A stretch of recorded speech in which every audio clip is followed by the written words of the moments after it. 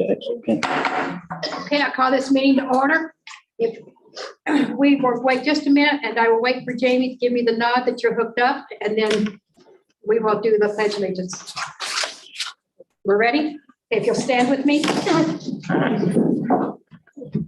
I pledge allegiance to the flag of the United States of America and to the republic for which it stands, one nation, under God, indivisible, with liberty and justice for all. Okay, for your information, Liz Richards, our Assistant Superintendent, will be joining us via Zoom. Tammy will not be here. She was in Nebraska visiting her mother, and I received a text today that her father-in-law just passed away. So she will not be here for a while. Okay, we're meeting here today on report on the progress of American Indian students. Mr. Hart, would you like to start, or would you like for us to? Do we know everybody? Do we need to introduce? Okay. Cindy, we'll start with you. Hello, I'm Cynthia Eldridge. I'm the Executive Director of Human Resources for Montezuma-Cortez School District RE1. I'm Amelia Joe Chandler, Yate. Chair Amelia Joe Chandler,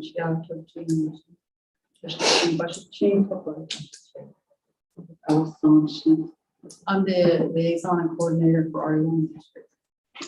I am Trina Lee. I'm the district student targeted coordinator, also the ELL coordinator and Title VI director. Hi there, I'm Dr. Risha Vanderway. I'm the superintendent for Montezuma-Cortez School District RE1, and I just want to say thank you for taking the time to be here, and thank you for allowing us to work with a lot of your kids. And thank you for everyone here who's listening. We really appreciate your time and value your time here. I'm Jeff Wilson. I'm the truancy officer for Toya. And also I fill in for Tina in K-12 if she's unavailable. Good evening. My name is Alicia Whitehead. I'm the K-12 caseworker. Tina apologizes she cannot make it, but she wishes us good luck. So. Good evening, everyone. My name is Linda Thwal, Ute Tribal Council. Good evening. My name is Selwyn White-Skunk. I am Vice Chairman of the Ute Mountain Ute Tribe, as well as the Ute Mountain Ute Tribal Education Liaison to the tribe. Hello, good evening to everyone. My name is Manuel Hart. I'm the Ute Mountain Ute Tribal Chairman. Thank you. I'm Deborah Ramsey. I'm the Secretary to the Superintendent of Schools and to the school board here at RE1. I'm Sherry Wright. I'm president of the school board, and I welcome all of you. My name is Sherry Noyes, and I'm the vice president of the school board. Thank you for coming tonight. My name is Stacy Hall. I'm a District D representative for the school board, and thank you all. Cody Wells. I am the district director A for the school board. And I'm Jim Barr. I'm the executive director of academic student services. And I will be presenting a lot of the information we're seeing tonight.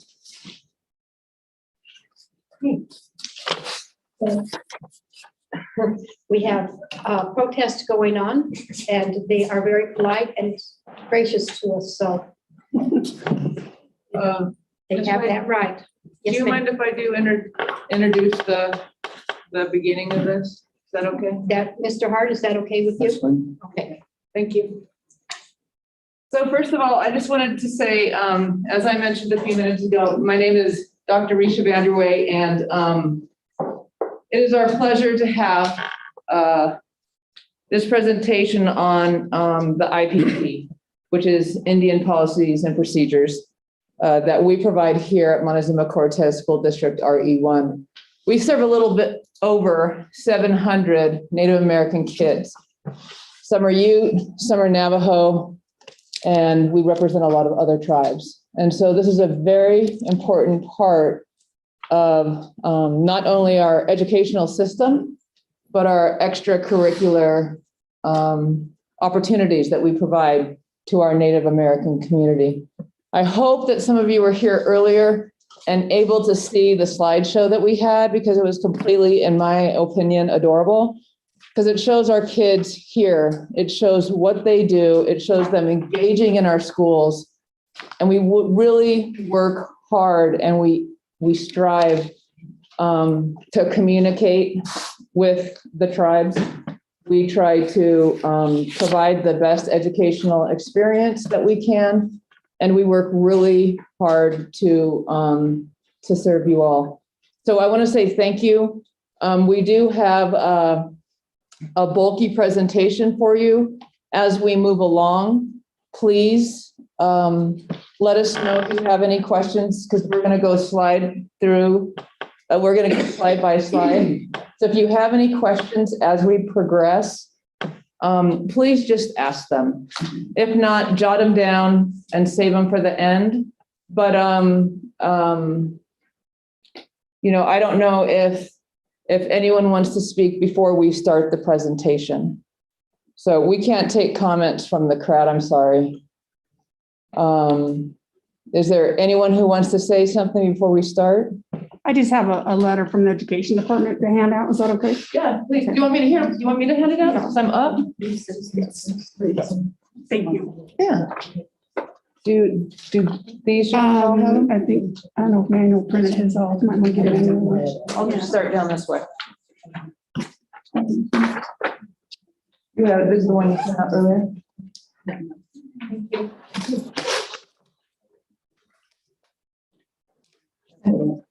Dancing with a wire. Dr. Vanderway, we've always allowed the Native Americans to speak if they have a question. Okay. Did everyone hear that? Ms. Wright indicated that anyone who is Native population is able to speak during this, so I apologize. This is my first one here. Thank you.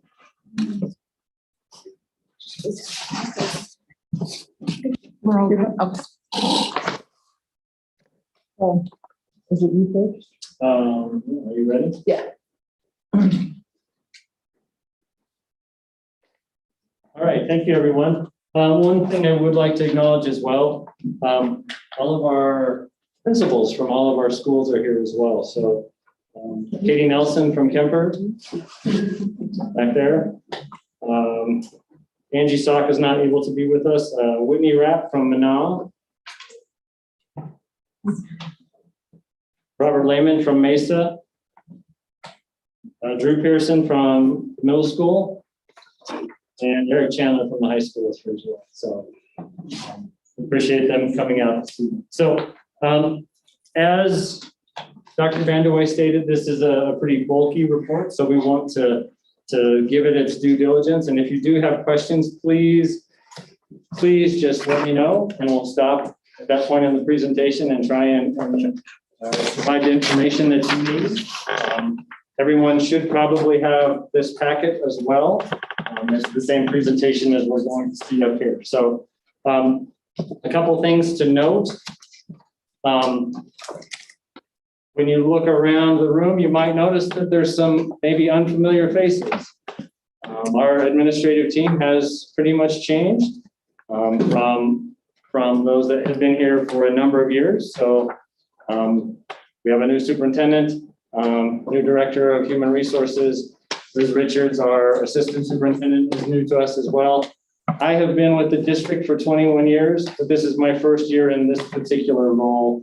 And so it's a pleasure to be here to do this, to share this with you.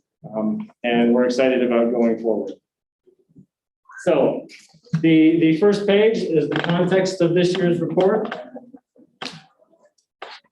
We have the table of contents and then the context. Within this report, we're going to see state tests, district tests, athletics and activities, attendance and discipline data, along with the parent survey that was conducted.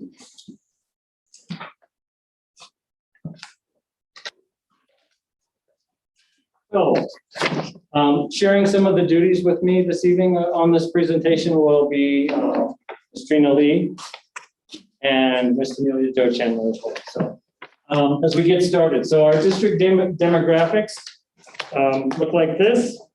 As far as the breakdown, 27% of students in the district are Native American.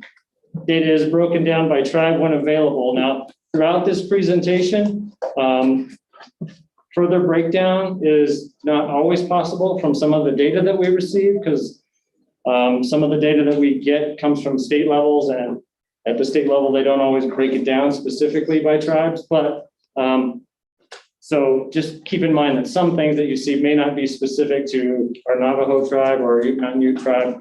It's just that's how we receive our data. Data that is not available by tribe is identified as Native American and non-tribal affiliated.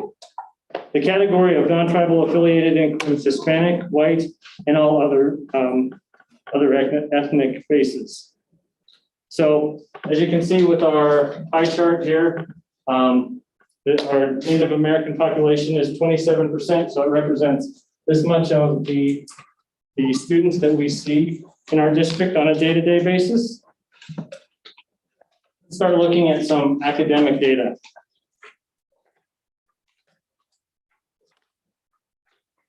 So some of the tests that we'll be talking about are our Colorado Measures of Academic Success, or CMAS is what it's more affectionately known as. Our district interim assessments, DIBBLs, which is ELA for primary grades, English Language Arts testing for primary grades, and PSAT and SAT for our high school students. And so what each one of these does is, first of all, within our chart, because of the COVID year that we have just experienced, in certain cases, data is not readily available for everything that we have. Because of state testing being irregular, it didn't happen in the normal way that we would on a regular basis. Not every grade level was tested with all of the academic areas. So data for certain testing may or may not be available. We've compiled what we have available within this report, but where it's not available, I will note that and let you know. So our Colorado Measures of Academic Success, we do have achievement data, but our growth data is from 2018 and 2019, so it's not the most recent. Our language arts, what does this measure? It's language arts, math, and science. Does it measure achievement? Yes. Does it measure growth? Yes. These are tested grades 3 through 8, and they alternate grades, and we'll be talking more about that. And the assessments determine if students are meeting grade level standards or progressing towards proficiency. Our district interim assessments, we have data for last year, 2020, 2021. These measure language arts, math, science, and social studies. Does it measure achievement? Yes, but it does not measure growth.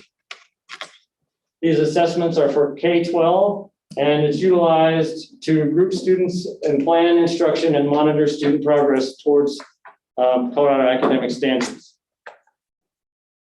Our DIBBLs testing, again, we do have data for 2020, 2021. This is language arts. It does measure achievement. It does not measure growth. This is for grades kindergarten through 3rd grade. And assessment is utilized to monitor younger students' progress in early literacy. And PSAT and SAT are 2020, 2021, measure achievements. We have growth for 2018 and 2019. It's a language arts and math. Again, it does measure achievement and growth. It's for grades 9 through 11, and the assessment is used to determine if students are prepared for college ready. Students utilize the assessment to apply for college in many cases. And then do any of you have questions about any of the language or the terms, such as interim assessments, or there's a lot of academic language here, and I just want to be clear that you understand what you're hearing. So if there's any question on this page, because it's the beginning of the data that we pull to identify the needs, and the academic experiences that the kids that we're serving have. So are there any questions about that? Because it is pretty technical. No, you're all good? Okay, thanks. Sorry about that. Okay, fine. So just a couple additional notes on our state testing, which is probably what we'll be looking at first here. Due to the COVID-19 pandemic, last year, Colorado Measures of Academic Success, the state test for Colorado, these tests were not administered in the spring of 2020 due to coronavirus pandemic.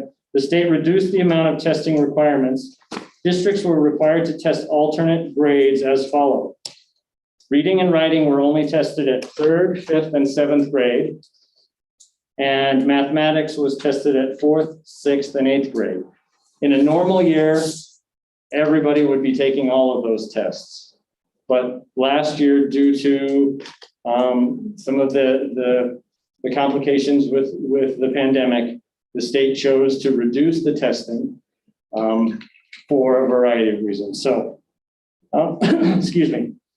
So alternate grade administration impacts include fewer scores in our data, meaning we don't have as much data for certain areas. Reading and writing scores for grade 4 compared to grades 3 through 5 in previous years. In this report, there are specific instances of data representing minimal students, meaning less than 15. In these instances, data is omitted for privacy purposes. So if we have a number that is less than 15 students, we can't literally report it out because it would be too easy to determine who those students are. And likewise, we will be lacking some growth data from CMAS for this last year because of, and for PSAT and SAT from the spring 2021, we do not have this updated growth. These data rely on consecutive testing years, and the growth data that is in this report for student growth is based on 2018, 2019. So achievement in language, arts, and math. Our achievement data tells us whether individual students have met grade level standards. Achievement data tells us what percentage of students are meeting grade level standards in a school and across the district.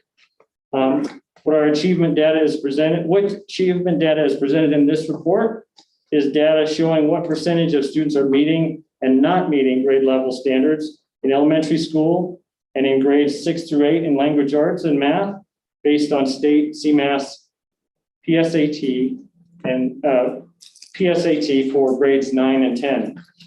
Data showing comparisons of Native American students to non-tribal students, along with data showing achievement of Navajo and Ute Mountain Ute students specifically.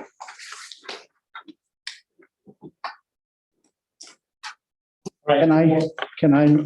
Yes, sir. Can I say something? I've read the report, and my name is Selwyn White, Vice Chairman of the Ute Mountain Ute Tribe. And I've read this report, and it's really, for me, it's really bothersome to somewhat gauge the American Indian student in this report here because of the lack of per pupil in the school that were tested.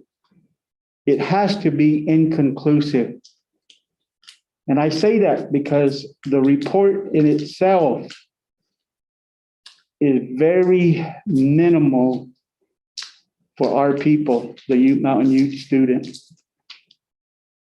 I've looked at this. I don't want to look at it because it bothers me because it has the Ute Mountain Ute student at a really low percentile of achievement, of meeting the requirement. And to have this in front of the leaders of the tribe, the educators of the tribe, it's bothersome. It really is. because I don't see any achievement. I don't see a progression of what our students can achieve. What it does, it doesn't see, for me, any encouraging report that our students are achieving. It's really something. And reading just that first part of that what you were, the data, what it stands for, the acronyms and everything that's there. It bothers me because of how to report without a whole complete data.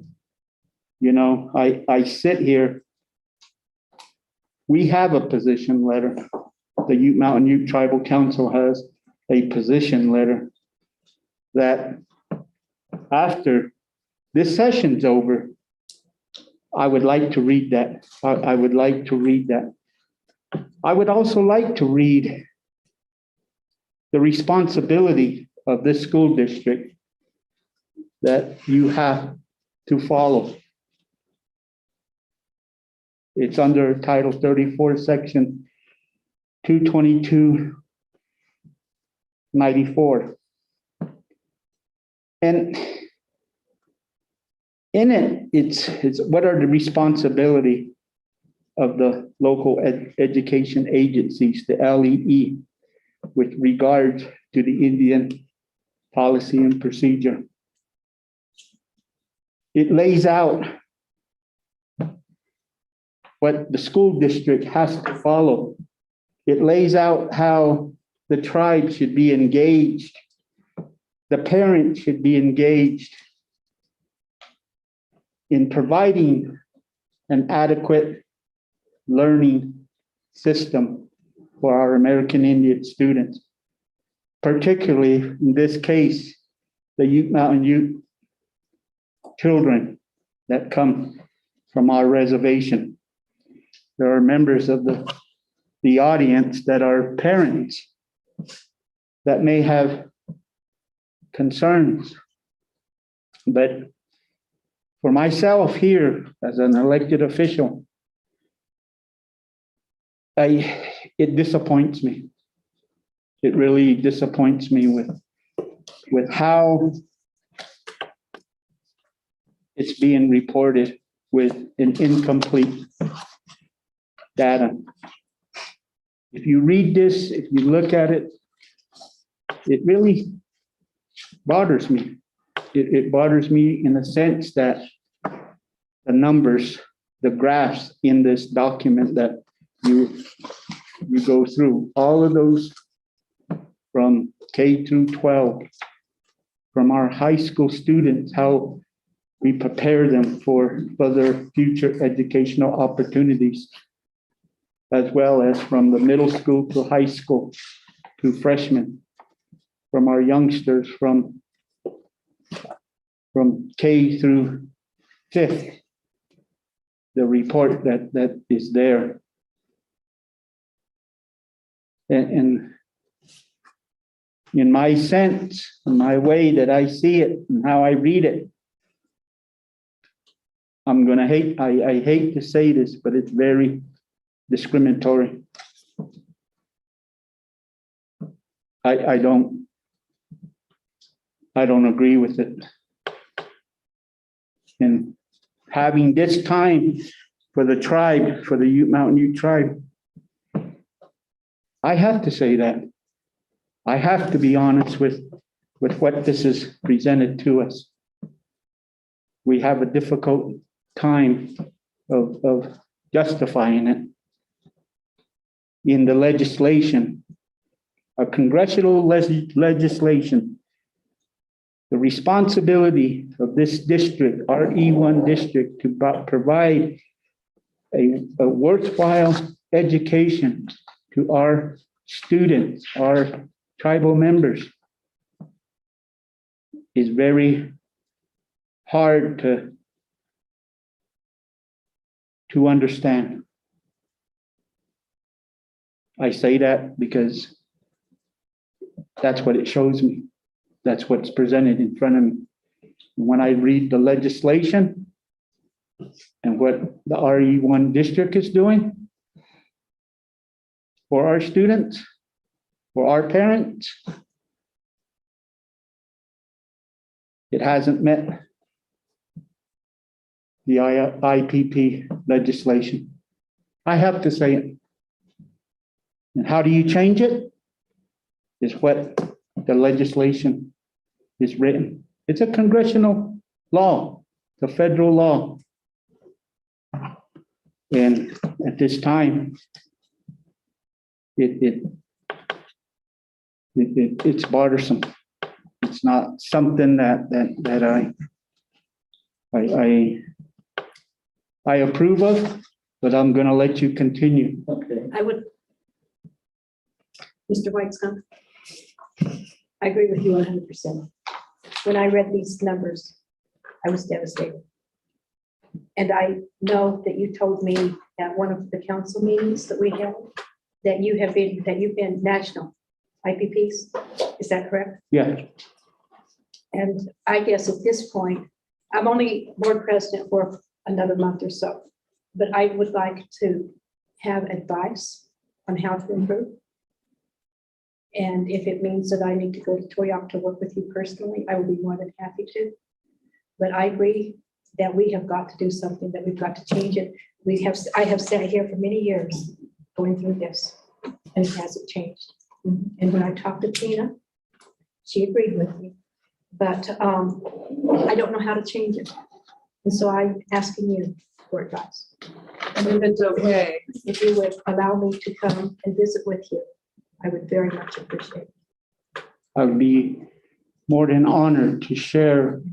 And you have my telephone number, and so call me when you have time, please. and can we go together?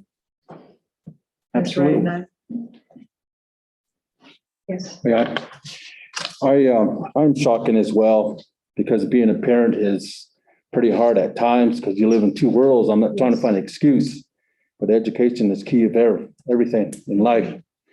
And I do agree with my fellow vice chairman, because at times it can be excruciating information. I do work with the children, higher education. I do work with the high school day-to-day basis. And I've seen a lot of information that wasn't irrelevant for me. I was uncomfortable, but I always give individuals a benefit of the doubt, because we're gearing towards success of education. How we're going to get there is we're working together. I think you said the magic word is by coalition together and making it work. Come down to our reservation, we'll come here and communicate and make this a masterpiece. Because when I read this, I got it last night. I sat down and read it, and at 10 o'clock I went to bed. I'm in case I'm ready to pray, because And also it broke goes, my heart when I read this, and I think that we need to do some collaboration and get this fixed. and I'm reaching out to you, Sherry. You came on several occasions when we had a divisional meeting, and I appreciate that. That's a sign of good faith, fellowship, and going forth with it as well. I'm reaching out to you, the board as well, to come down and join us, as we'll sit down, as well as we come up and sit down and make it become a unique, so we can see some good objectives that we might meet. So that's my thoughts. Okay, so if you will give me a call, and I will work with Dr. Vanderway, and so that the two of us and other board members, if they choose to, can come and meet with you, and let's get this worked out. I don't want another year like this. So, Mr. Whitesman, thank you very much. I appreciate it, and the knowledge and the background you have is going to be valuable to us moving forward. But could I have the statute again, because I was busy listening and not writing? It's Title 34, Section 222-94. Thank you. Thank you very much, and I will read it so that I can be knowledgeable. Yes, sir. I've worked with a lot of these students that have, to me, it seems like this report is not only looking at the kids, but it's also looking at the way you engage different groups. I've worked with a lot of these students that have come in and they've been bending in that. Once I work with them a certain way. Mainly I worked in math and they've ended up enjoying math and that. Right. I think a lot of the problem too, when we're looking at this, let's not look just at the students, but are we engaging, are we looking for ways to engage every group that is meaningful to them? You know, I mean, we tend to, the system has been set up to tend to teach European type teaching all the time. That European literature, everything from the European viewpoint, athletics, or even European. I mean, so stuff, kids stay in school because they enjoy it.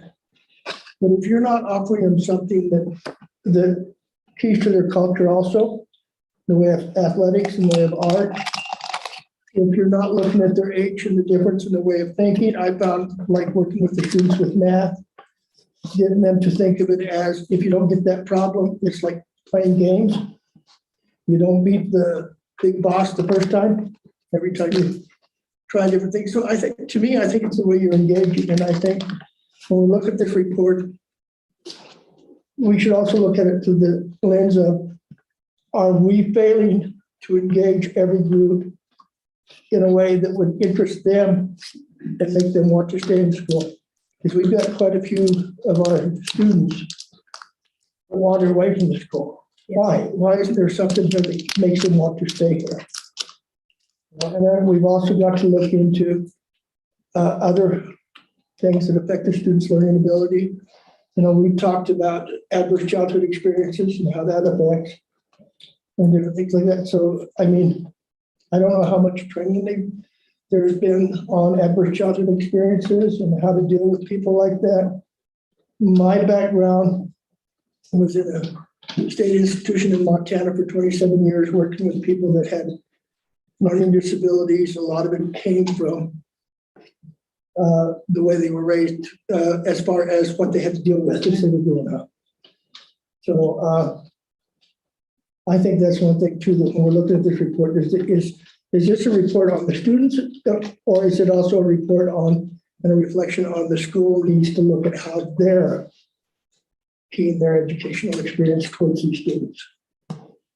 Would you like to continue? Yeah.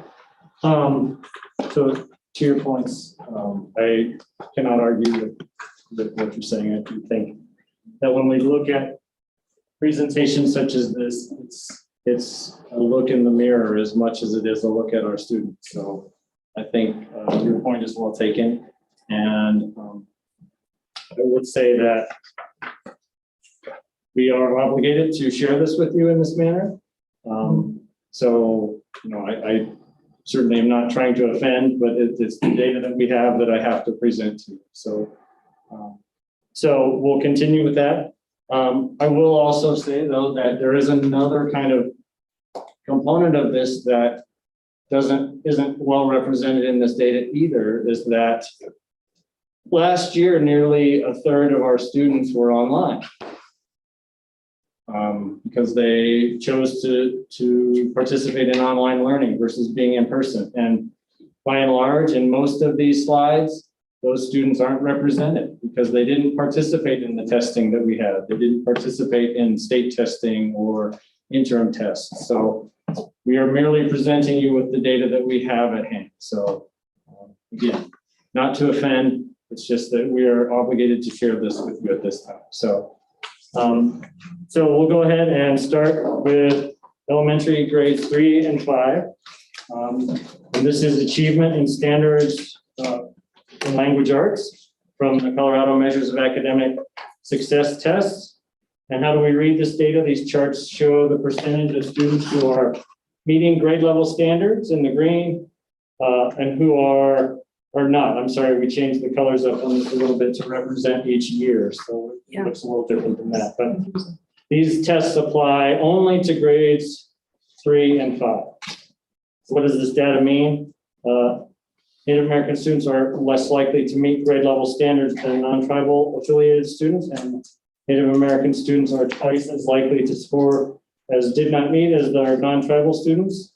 Note this slide and all subsequent slides with historical comparisons provide an indication of the impact of the pandemic on student learning as well. So each color represents a different year.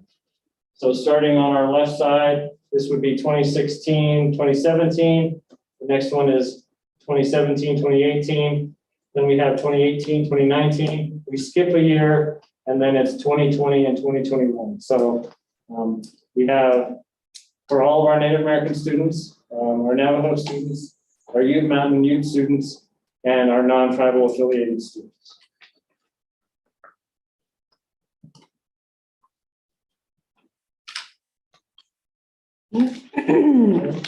Again, if anybody has any questions, please don't hesitate to stop, ask me to stop. So this is elementary grade 4. Our students achieving grade level standards in math. Our CMAS test, how do we read this data as well? These charts show the percentage of students who are meeting grade level standards and the percentage of students who are not meeting grade level standards. These tests apply to grades 4. What does it mean? That our Native American students are less likely to meet grade level standards than non-tribal affiliated students, and Native American students are twice as likely to score as did not meet as non-tribal affiliated students. So again, we have also broken down by years, 2016, 17, 2017, 18, 2018, 19, and then we skip a year and it's 2020, 2021.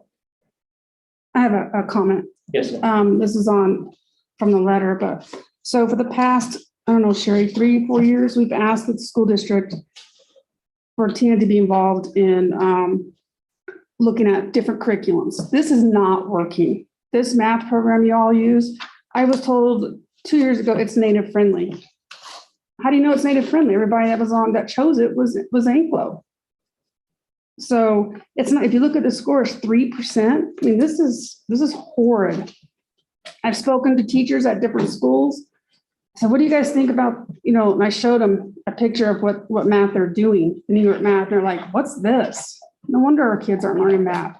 So some of your teachers don't even agree with what they're teaching.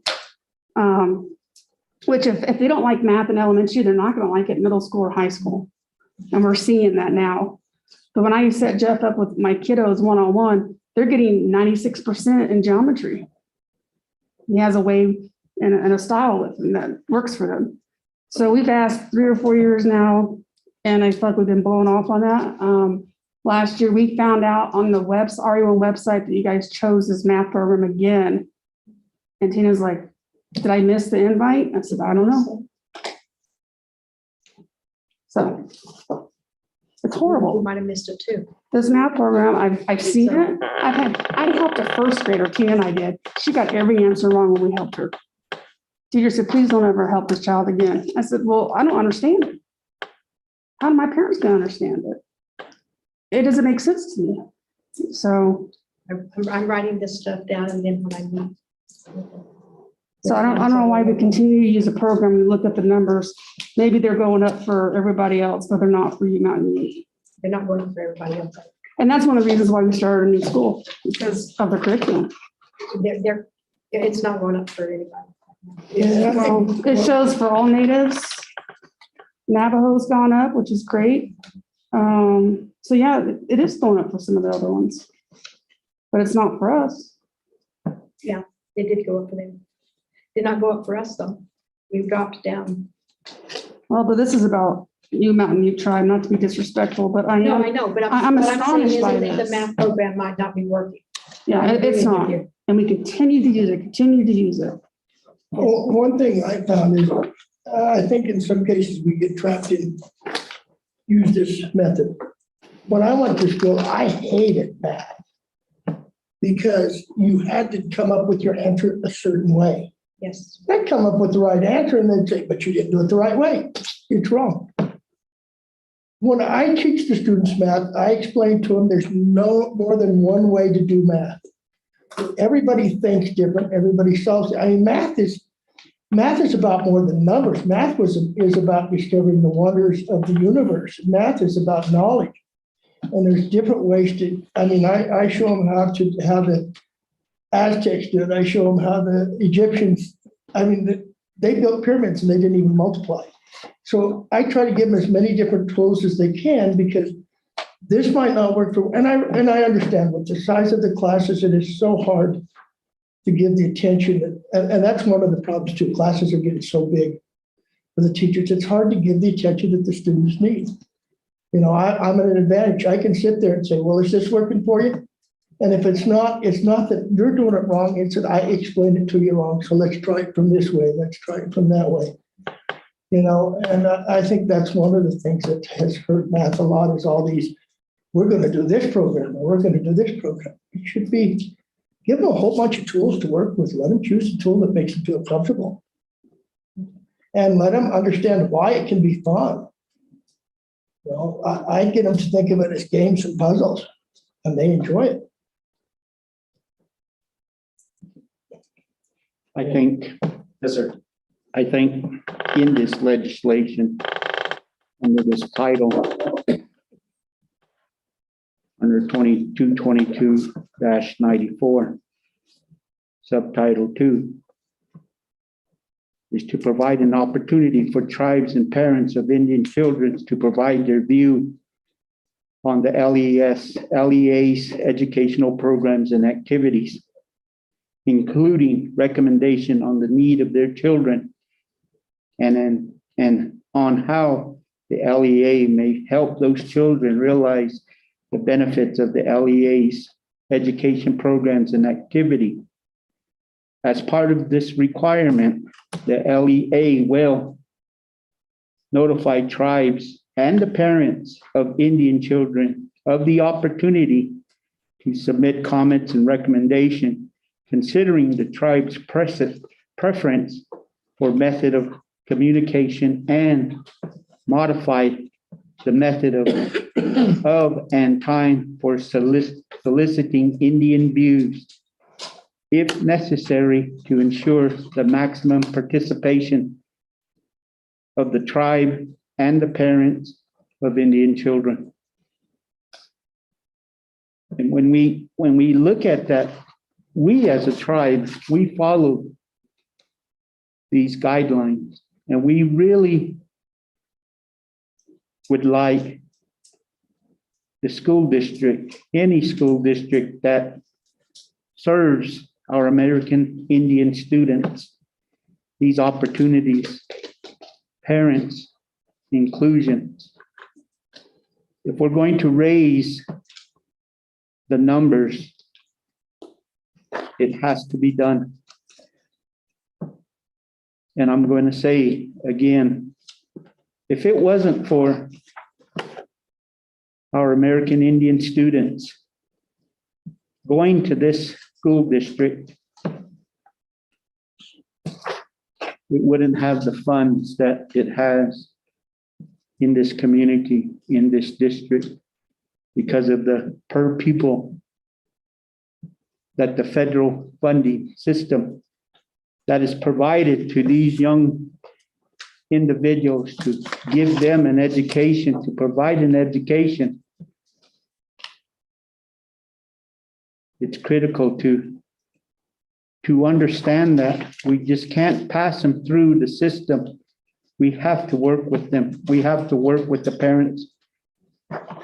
It's a commonality of individuals and resources to better our students, our young people, who we say endlessly, they're our future. No matter what race, creed, gender, these are our students. These are our kids, our babies that go through the school system, this district.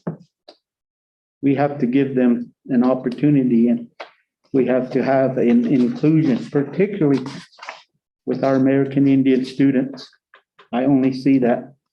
And following this and following what is given to me at a level, the executive director on the Indian policy and procedure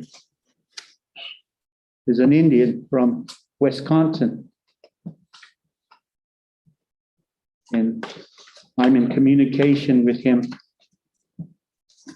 on such IPP initiatives for tribes.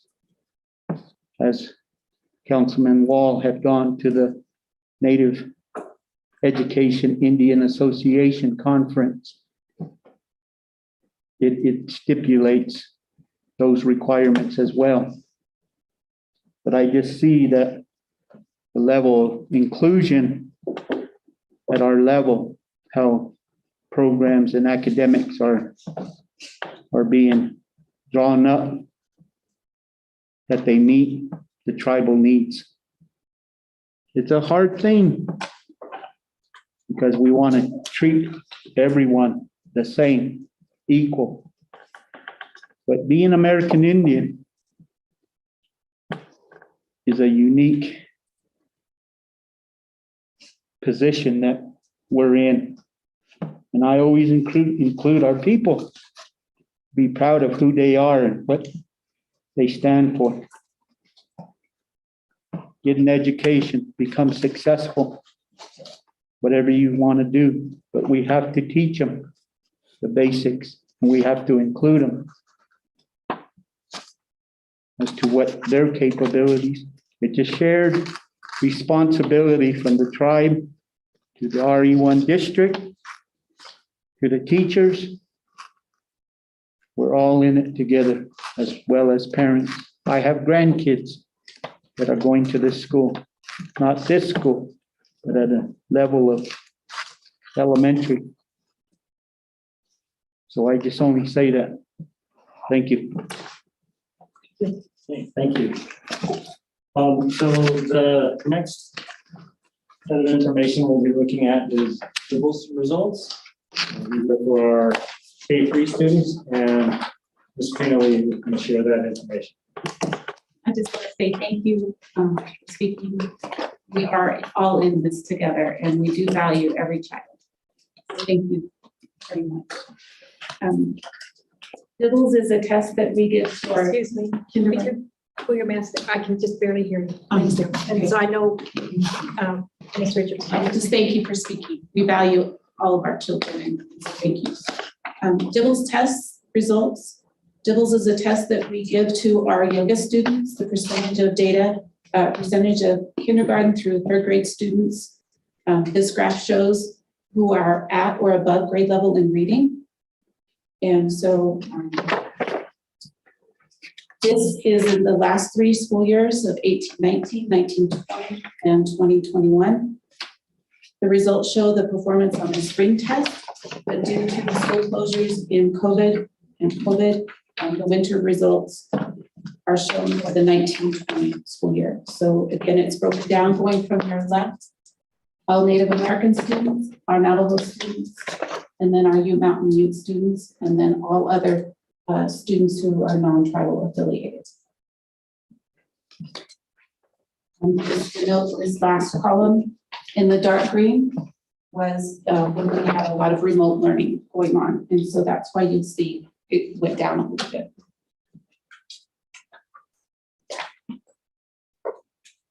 The next slide is our elementary students. How are they doing in English, language arts, and math? This is our district interns. Interim assessments are given by the teachers 3 times a year, and they are aligned to state standards and state tests. So the top shows the average percentage correct on district English language arts interim assessments, broken down the same way. And the bottom shows the average percentage correct on our district math interms assessments. And so what does this mean? Student performance on the district interms are relatively similar. Native American students do though demonstrate lower scores than non-tribal affiliated students on these interim assessments.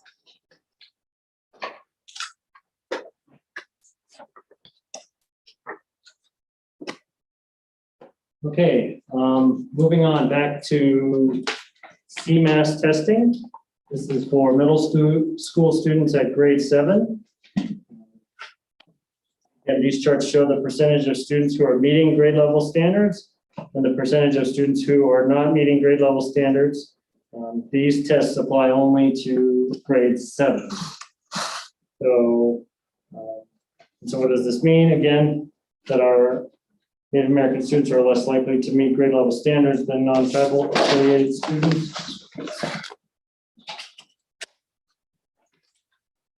And are twice as likely to score in the did not meet as tribal affiliated students. Can I ask a question? Yes. So I noticed on page 12, on the interim test, the Mountain Ute tribe is 47%. And I know what interim means and I understand it. But then on page 13, we're back down to 7%. So, Well, one, we're looking at 2 different grades because on page 12, those are elementary. And page 13, that's 7th grade. So how come we're losing in that time period? where does it say the grades are? At the top. And it's also No, I'm on two this different one. assessments. Page 12. One is our district interim assessments. And then this slide is our CMAS. And that's what I'm talking about isn't that to get them kind of ready or also help teachers decide, identify areas they need to adjust their instruction as needed? Because if you look at the 47%, I'm like, wow, our kids are getting it. And then when you go to CSAP or whatever.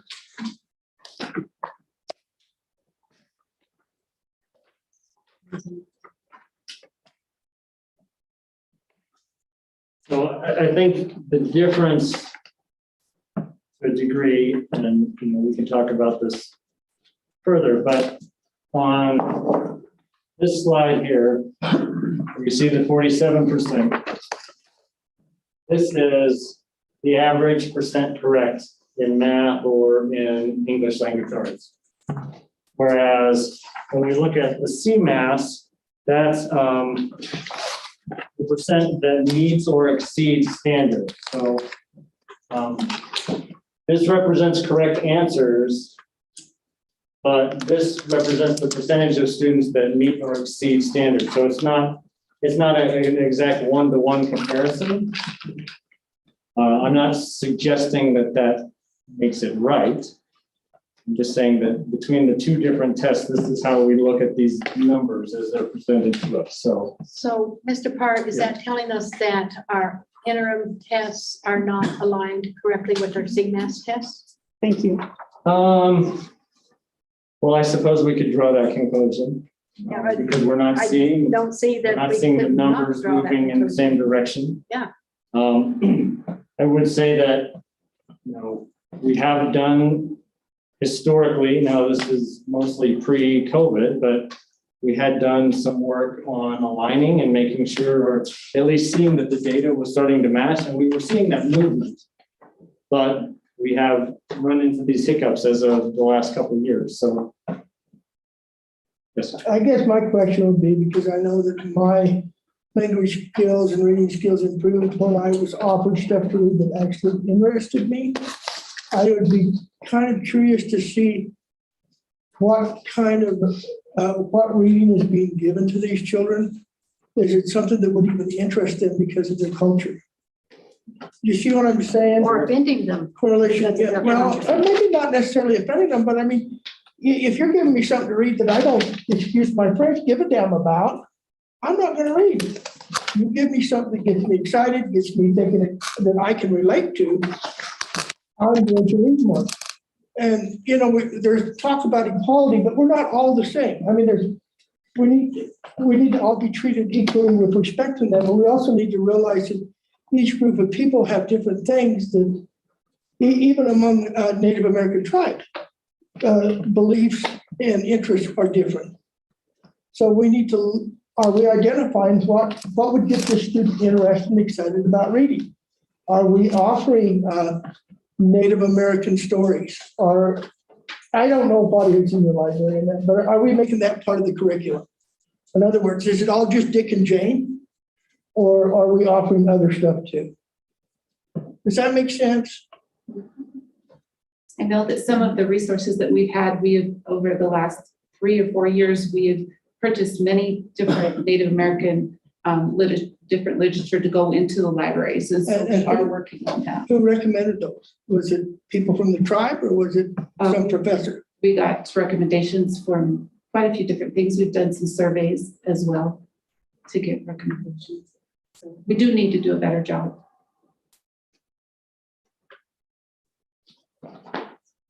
Okay, moving on. This is page 14. This is middle school grade 6 and 8. And we're looking at math information. So again, show the percentage of students who are meeting grade level standards and the percentage of students who are not meeting grade level standards as they apply here. And again, each color represents a different year. From 2016 up until this last year. So.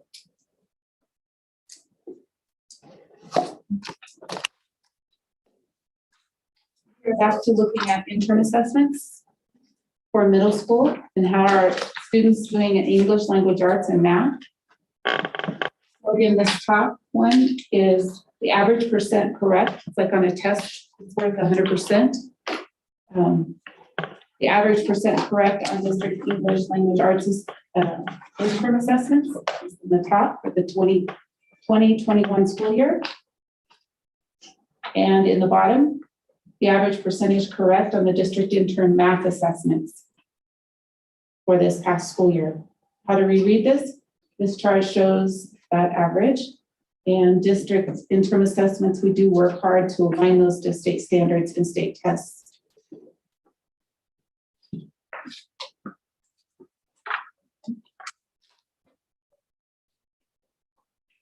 This next slide shows how our middle school students are doing in social studies and science. The top is average percent correct on district social studies interim assessments. And the bottom is science.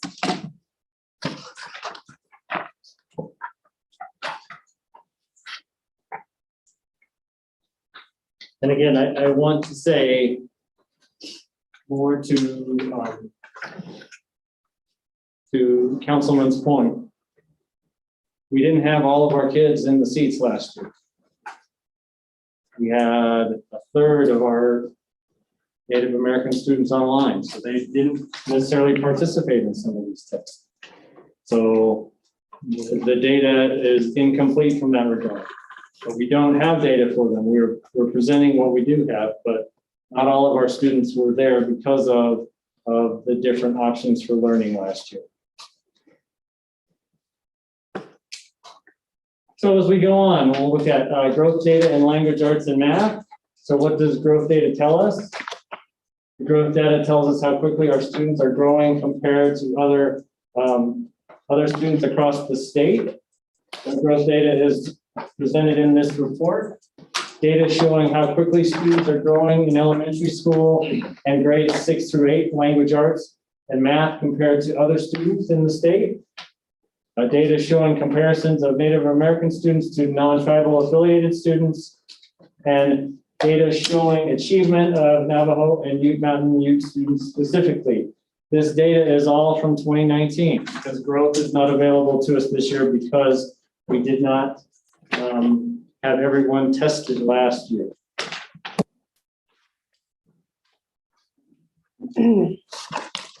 So elementary, are students growing academically as fast as other students in the state? So how do we read this data? These charts show how quickly our students are growing compared to academically similar students. A growth score of 50 represents an average growth for students in Colorado.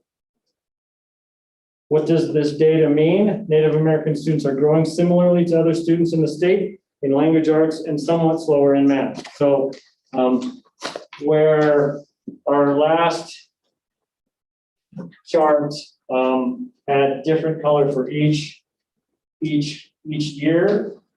Each one of these represents a different year with the color. So we have all of our Native American students again in similar fashion.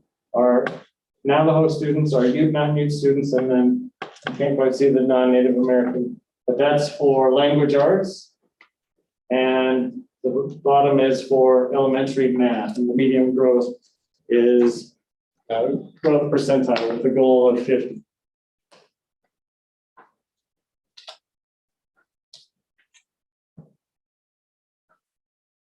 Likewise, grades 6 through 8, are students growing as fast academically as other students in the state? These charts again show how quickly our students are growing compared to academically similar students. Our goal is 50 or above, and we have for, again, all Native American students, our Navajo students, our Ute Mountain Ute students, and non-Native American. The top chart is for language arts growth, and the bottom one is for math growth at our middle school level. I got a question. Yes, sir. So this stuff that you're showing us now is from the spring of 2019. So that wouldn't be really relevant to what we're talking about right now, right? What we're doing and stuff. So it's kind of like you're showing us stuff that you guys should have showed us last year when, you know, the COVID thing didn't happen. You know, I'm kind of like want to see what our kids are doing now, because this still show what our kids are doing now. You know, so, you know, there's things like last year I said, you know, or the year before when I came in, I said, you know, you guys need to show us stuff that all has to do with the Ute Mountain Ute tribe, not saying, you know, I'm not trying to discriminate against the other tribes, but, you know, when you guys have these meetings, it usually says relationships with the Ute Mountain Ute Tribal Council, you know, Indian policies and procedures is what we're talking about now, you know, and then you guys are including all these other kids into the program and stuff, or into your situation here, which, you know, it's not right. Where we're here to talk about Ute Mountain Ute tribal members, and if you guys want to add in other Native American, that's fine. You know what I mean? But, you know, the stuff that you're showing us is old stuff. So I don't even know why you're showing us old stuff when we're here for new stuff, to show us what our kids are, or what our kids are at right now in this situation that we're here. I agree with you 100%, except that we have to use the ODAT. We're always a year behind. We did not do this last year, we're 2 years behind. Yes, I So understand. next year, you'll get, today's that, you'll get that next year.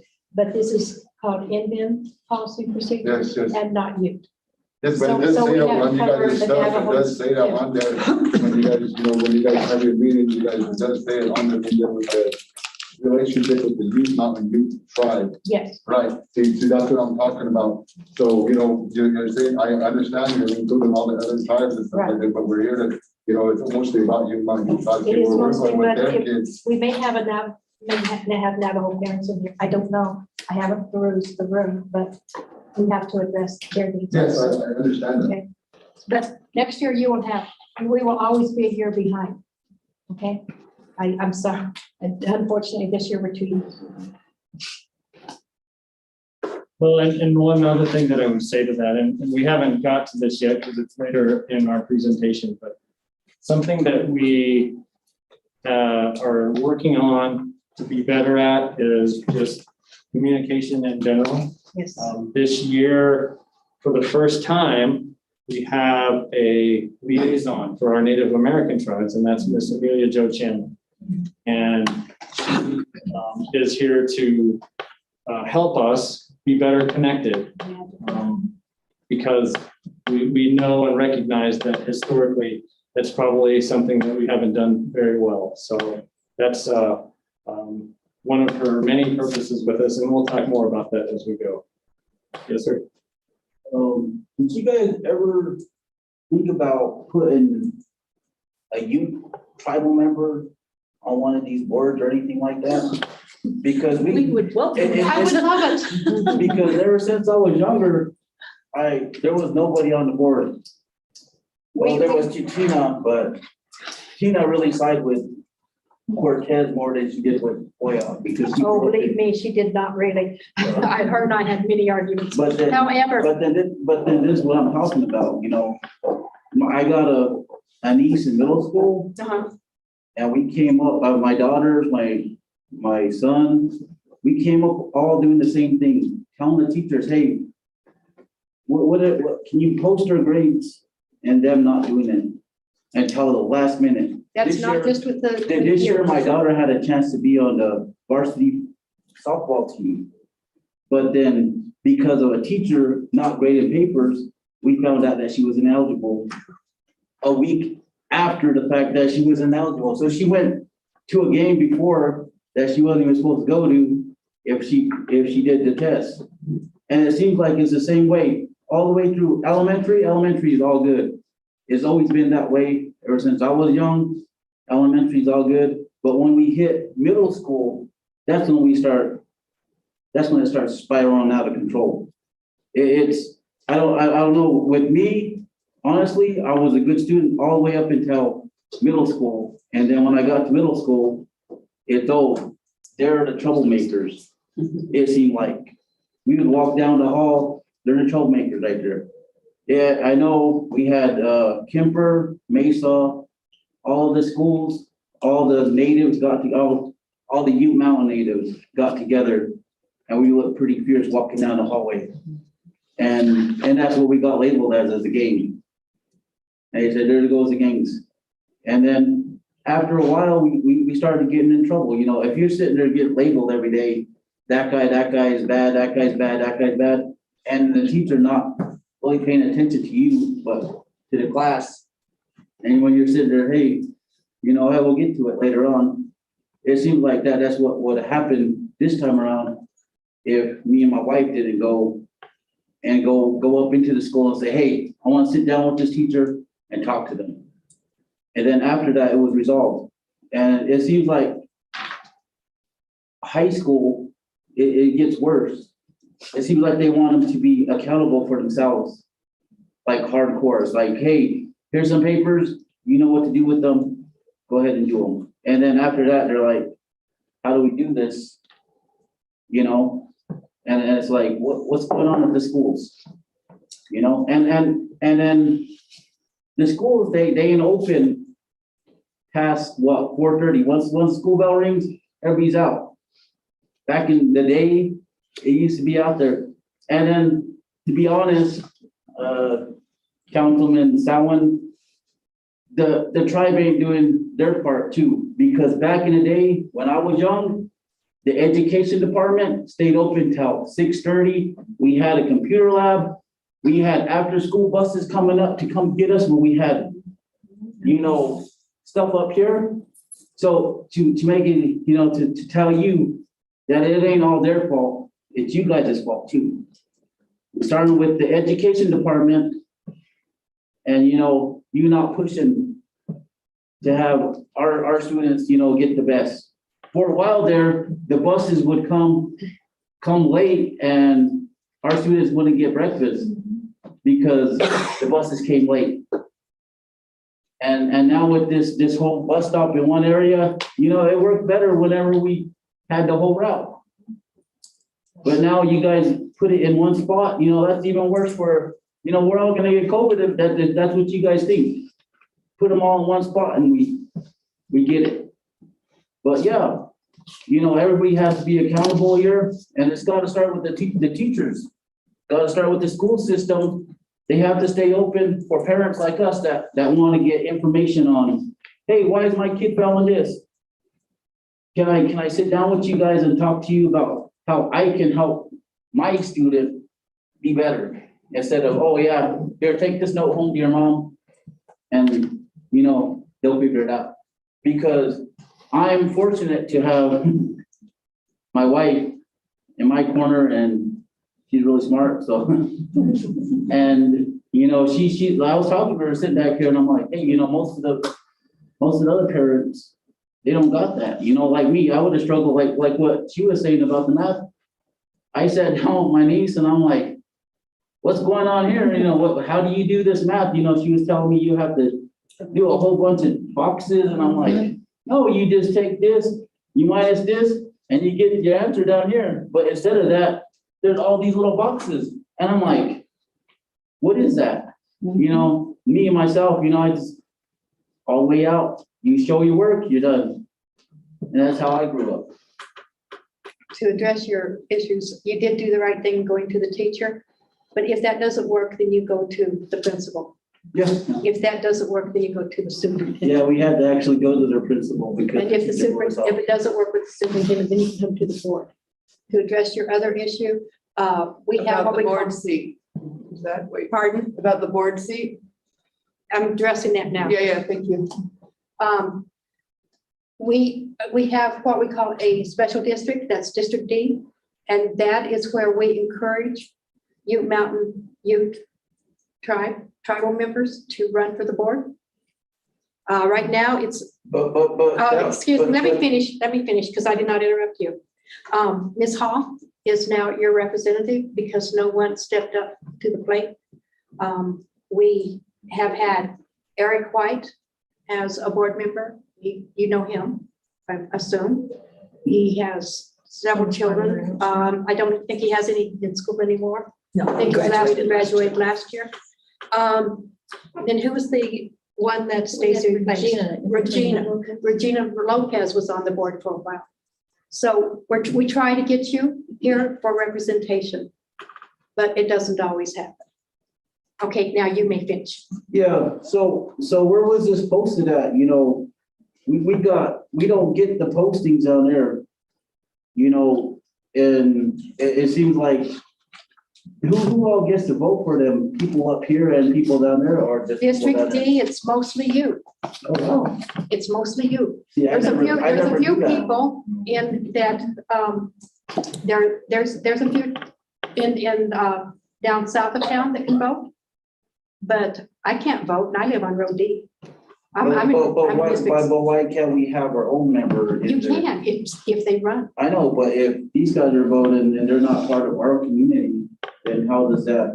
You outweigh the vote. You outweigh the vote. There's only a few, there's like 3 roads that District D encompasses in South Portage. We announce it, read the newspaper. It's rather late right now because the vote is already out. But in 2 years, in 4 years, that seat will be open again. And we encourage, I go out to Toyota 2 or 3 times a year and say, is there anybody that will run? Is there anybody I need to reach? Well, maybe it's the duty of our tribal leaders right here to post those things and have them noted. Well, You know? I'm not a tribal leader, so I Yeah. cannot do that. Okay, thank you. I have a question. When it comes to running for a school board, I was under the impression that our district was the only district that when we went to go get signatures from people, that they had to be registered voters from our district, rather when other districts are voting, they can get signatures from That any is correct. registered That is voters. correct. So can somebody explain that to me, why that is valid? Because you're considered a special district. Right.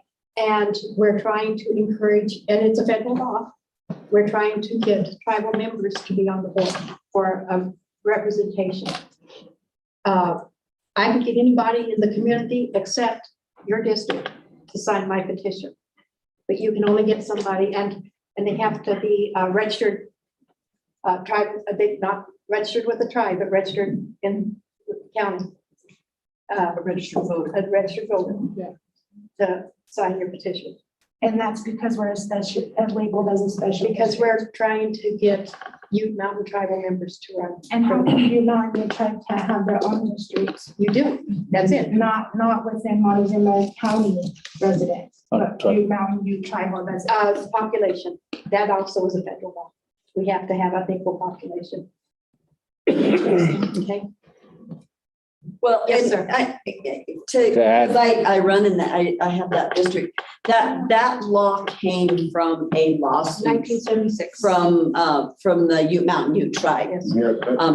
And so then when they redistricted, they had to incorporate because of the population part of it too. It does have to incorporate part of the county. But you And- carry the vote. But yeah, Is that you, also why we're not allowed to vote in special elections as well? like the recall election? Yes, yes. Because that person was not in your district. Yeah, so the only time that you got the Ute Mountain Ute tribe or the District D, which incorporates myself, can vote is when it it involves someone in that district. And that recall didn't involve anyone But in every other district. district could vote in that. Correct. But if you had a recall in your district, then we would not be allowed to vote, just you. Sir. Okay, like I said, communication is very vital for all of us. And it's really lucrative that we say, the buses, we had 6 individuals encourage them to run for the council seat here. Education. I sound like a broken record. Please run. We need reputation up here. It's important. It's lucrative all the time. I sound like a broken record. Again, 2 years again, let's do it. I've encouraged that to our membership that has kids that are educated, understand the curriculum, understand the statute, understand the standards, blah, blah, blah. But that's one thing I always do. I always encourage that no matter what. And you have heard me. I've You've heard me. I've heard you. And I I've said- been there. and Yeah, listened to you. you've heard me say that many times over now. Maybe you I'm- can put it on channel. I don't know what channel it's We're going to have to be proactive on a lot of issues that Yeah. the bus stop. I can go down the list and we're trying to promote good business. That's, government to government relationship. That's the whole Jimmy of what we're trying to do. And we're starting right now. And it's the preface of everything. We're trying to make sure it's going to become what it is. The past is the past. But, we're losing our 9th graders, low academics. And that's why we're going to get Yes. together. I don't want to lose any of our students at 9th grade. Right now, I don't think we have a really growing rate for our tribal members that are going to graduate this year. 1.5 credits, 2 credits, where'd it go? That's my concern as a representative, and I've always asked that question. How are we going to do this? How are we going to put this in there?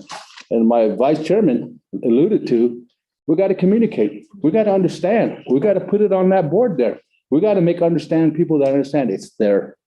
Like I said, again, and with Stacy Hall, wish you the best representatives, the best way possible.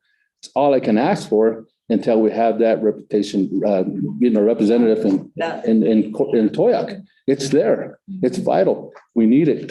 Late Arthur Cudhair was the one who resisted and made that become reality is what we're doing right now. 76, wasn't it? Yeah, so that's, No, it's newer than that.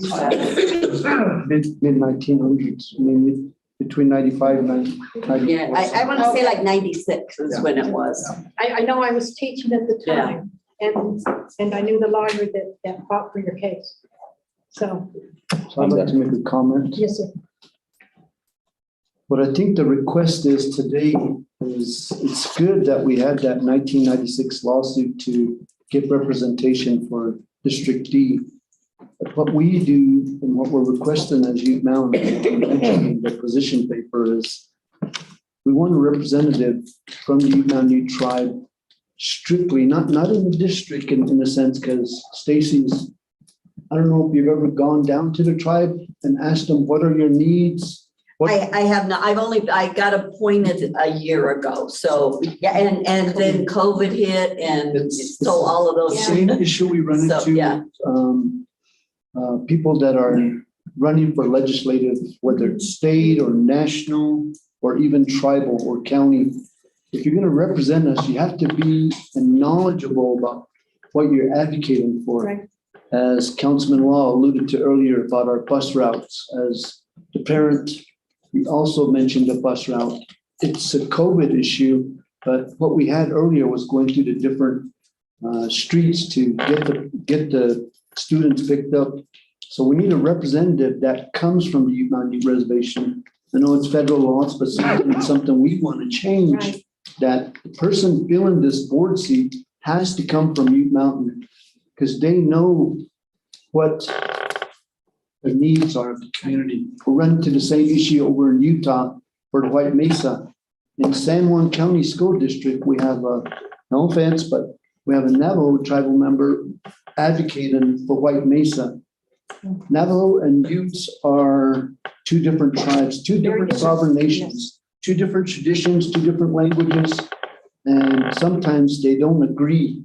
So we have to have representatives, even over on the Utah side, represent White Mesa or Montezuma Creek, Anna, that's good. And today you guys are looking at these statistics here and breaking them down by Ute Mountain and Navajo. But each tribe, 574 federally recognized tribes, are different in their own way. Yes. Their traditions, their language, their advocacy.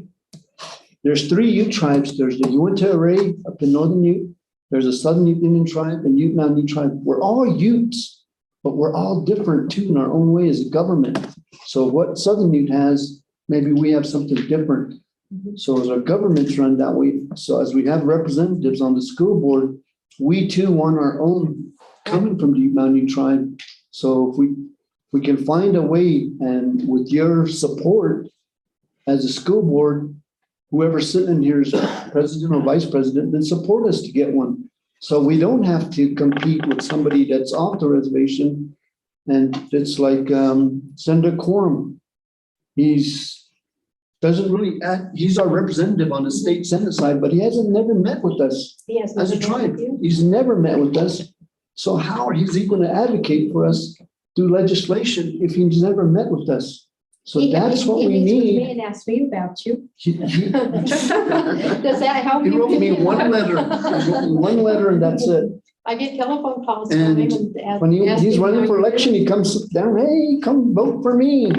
You know, I would just like to, go ahead. I was gonna say, if you want to know what the parents want, maybe come down when we get the buses going again. They'll be more than happy to talk to you and let you know. The people at Toya are very, very clear in what they want. They don't always agree. But you could come down there, spend some time, and you can find out exactly what they're looking for. I would just like I to just say, wanted to finish up real quick. yes, go ahead.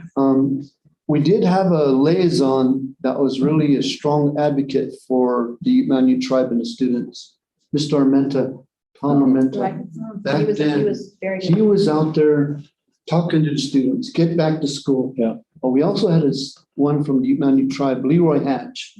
And he'd be looking for the kids. When they took off running to town, he'd go find them, bring them back, he'd take them right to the parents and say, your student was up there in town running around playing hooky. So strong advocates like these are the ones that can really make us move forward. As the vice chair mentioned, we have to work together, this communication. As a parent mentioned, it's all of us. It's not just pointing the finger saying, oh, you're doing this, you're not doing that. These graphs have been like this for years. Yes. They've always been under what we really want to accomplish in our goals and objectives for educators. And we need to be able to make these climb and get better, but it pertains to curriculum. It pertains to salaries for teachers. Right now, your ratio, 15-1, is too high in a sense. If you're going to really look at it from Montessorian philosophy. Each student is different in their learning curve. You have 25 students that are in the 3rd grade or whatever grade. Each one of them fluctuate in their learning curve. How are you going to teach all of them if you have one system in place that you teach in every one of them one type of system? To us, it goes back to the boarding school era of assimilation. We're trying to teach these Indian children, these native, these savages to learn this curriculum. We're going back to that same era of teaching when each one of them are different in their own philosophy of learning. If you take a student, each one of them will learn at different levels through a Montessorian philosophy.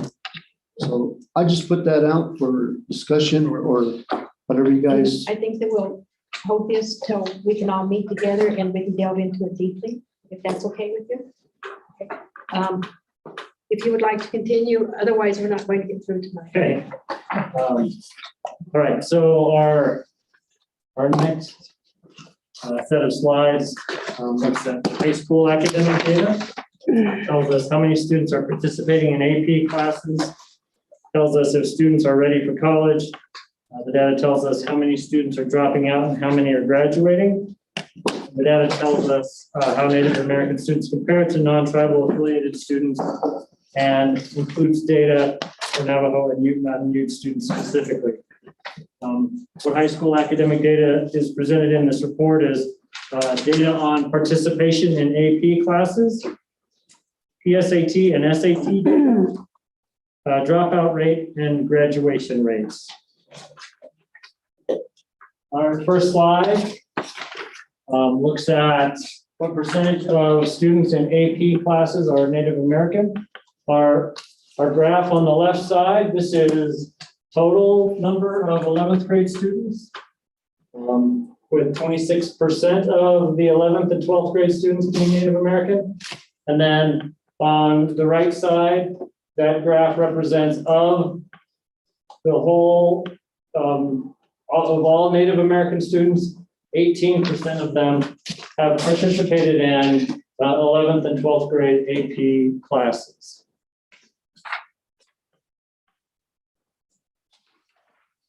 In similar fashion to some of the charts and data we saw before, this is grades 9 through 11. Are students ready for college in reading and writing skills for PSAT and SAT? And these charts show the percentage of students who are ready for college based on PSAT and SAT tests. So again, they are highlighted by the year, starting at 2016-17, 2017-18, 2018-19, and then 2021. Top represents students who are scoring as college ready in reading and writing on SAT and PSAT. And the percentage below is students that are non-college ready on reading and writing in SAT and PSAT.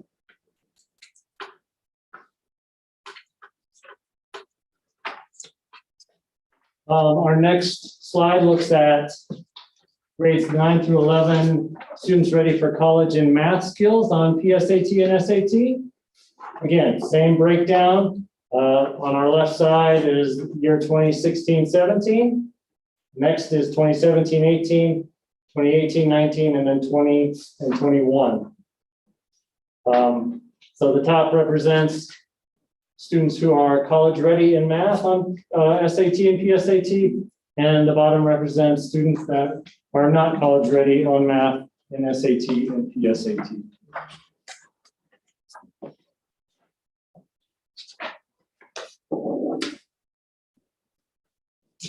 For our next slide, grades 9 through 11, are students growing academically in reading and writing and math, reading, writing, and math?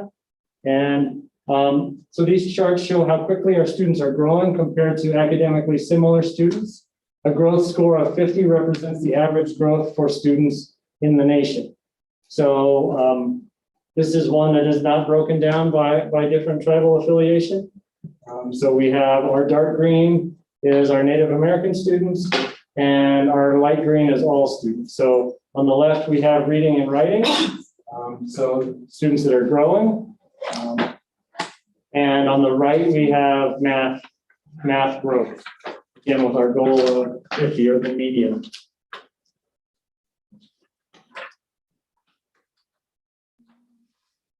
And next, are high school students doing in English, language arts, and math on district interim assessments? So we're back to interim assessments.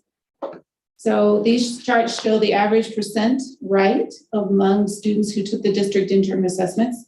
Again, to review, these district interim assessments are aligned to state standards and state tests and are administered 3 times a year.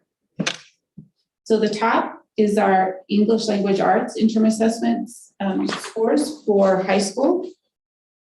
And the bottom is our math scores for the 2020-21 school year. Aligning the same as all Native American students on our left, Navajo, Ute Mountain Ute, and then non-tribal affiliated students.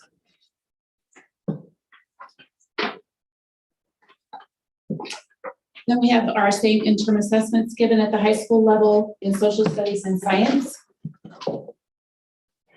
So this is the number correct on district social studies interim assessments in the top, and the average percentage correct on science interim assessments on the bottom.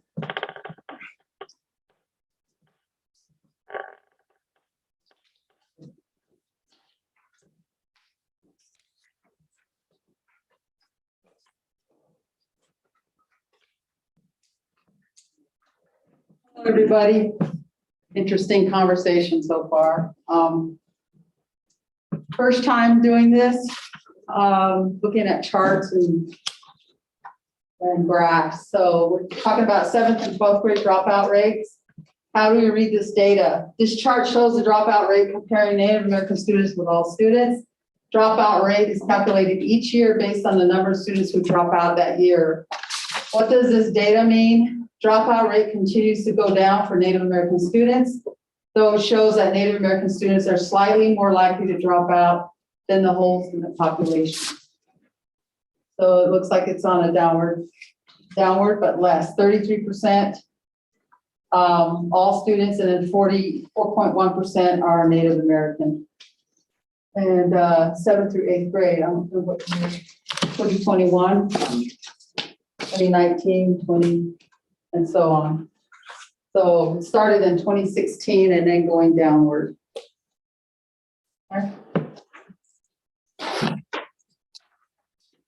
Here's for graduation rates. Graduation rates, how do we read this data? The chart shows a 4-year graduation rate comparing Native American students with all students. The 4-year graduation rate is calculated based on the percentage of students who graduate within 4 years of starting high school. What does this data mean? Native American students were less likely to graduate than non-tribal affiliated students. Graduation rates dropped in the 2021 school year for both Native American and all students. So if you look at the light colored one is Native American and the dark colored one is all students. From 2016, we're looking here, 50%, 2017, 18, 58, 2018, 19, 69%, 2019, 20, 64%, and then 2021, 57%, based on 4-year graduation rate. 2021 data are preliminary. And it should also be noted that the graduation rates and the dropout rates also include our partners at schools. So it's not just exclusively to NCHS, it's the combination of the two. I have a question.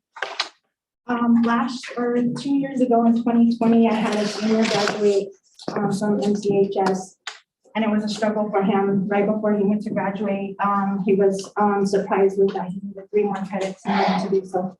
But he wasn't going to be able to participate, and he'll have to come back next year. He was super senior, that's what they call him. He didn't want to do that. So him and my mother had sat for 3 nights and made 3 credits in one night, which is amazing. And he got to graduate with this class on time, like he deserved to. This year, I have a senior getting ready to graduate. He has a 504. His 504 was not honored the first 2 years of his high school here. I thought it was, but it was not, because now that he has a new counselor, it was brought to my attention that he did not have a 504. Coming to find out now, there's new graduation requirements called competency graduation requirements that say that no matter if he does have enough credits to graduate, if he does not show competency in English and math, then he does not graduate. And there's no 504 accommodations with that competency. I thought it was on the state level that it was saying that there were no accommodations, but I found out that it's on the school level. So the school, while they honor IEPs, for that, they do not honor 504s. So that was discouraging to me. Also to find out, I had a teacher call and press that he should graduate with a technical diploma. I did not know that the high school offered 3 different diplomas: honors diploma, standard diploma, technical diploma. He did not want to do that because I asked, what's the catch? What's the catch with the technical diploma? The catch is that if he wanted to go to a 4-year college, he would not be able to do so, which brought me back to my 2020 graduate.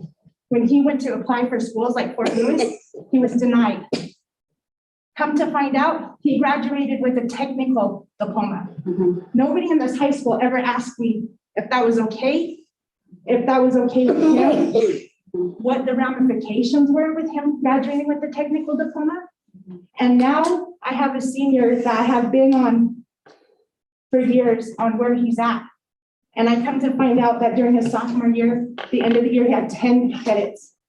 I said, Sonny, when I went to school, if you didn't have enough credits to be a junior, you weren't a junior. You didn't get to do junior, senior things. You didn't get to go to prom. You didn't get to do that stuff. But here they let them do that. They let them have almost false hope. They let you go to prom. They let you do the senior things, knowing you only have 6, 10 credits. I didn't understand how the school lets things like that get by. Whenever my son deserves, he's had a 504 since the 4th grade, it's been a struggle. I've been in front of this school board before, he's talking about this. So I don't know where the communication could get any more clear, but there isn't one. I didn't even find out till this year that there was supposed to be a 504 coordinator. My son's had a 504 since the 4th grade. And they didn't know, Mr. Chandler didn't know who the 504 coordinator was. Since then, Russell at the Arc of the Southwest found that information for me. So I just want to make let you guys know how many of these kids are graduating with standard diplomas, honors diplomas, and technical diplomas. I'd like to know that. Me too. I found out about this. Well, I know that as a liaison, I've been finding out a lot of things that are not communicated and that are complicated. I mean, every student gets a student handbook and there's pages and pages and pages of things that they have to know. And in the past, they had to take that home and then a signature from a parent and a child represented that they saw that. But did they really see it?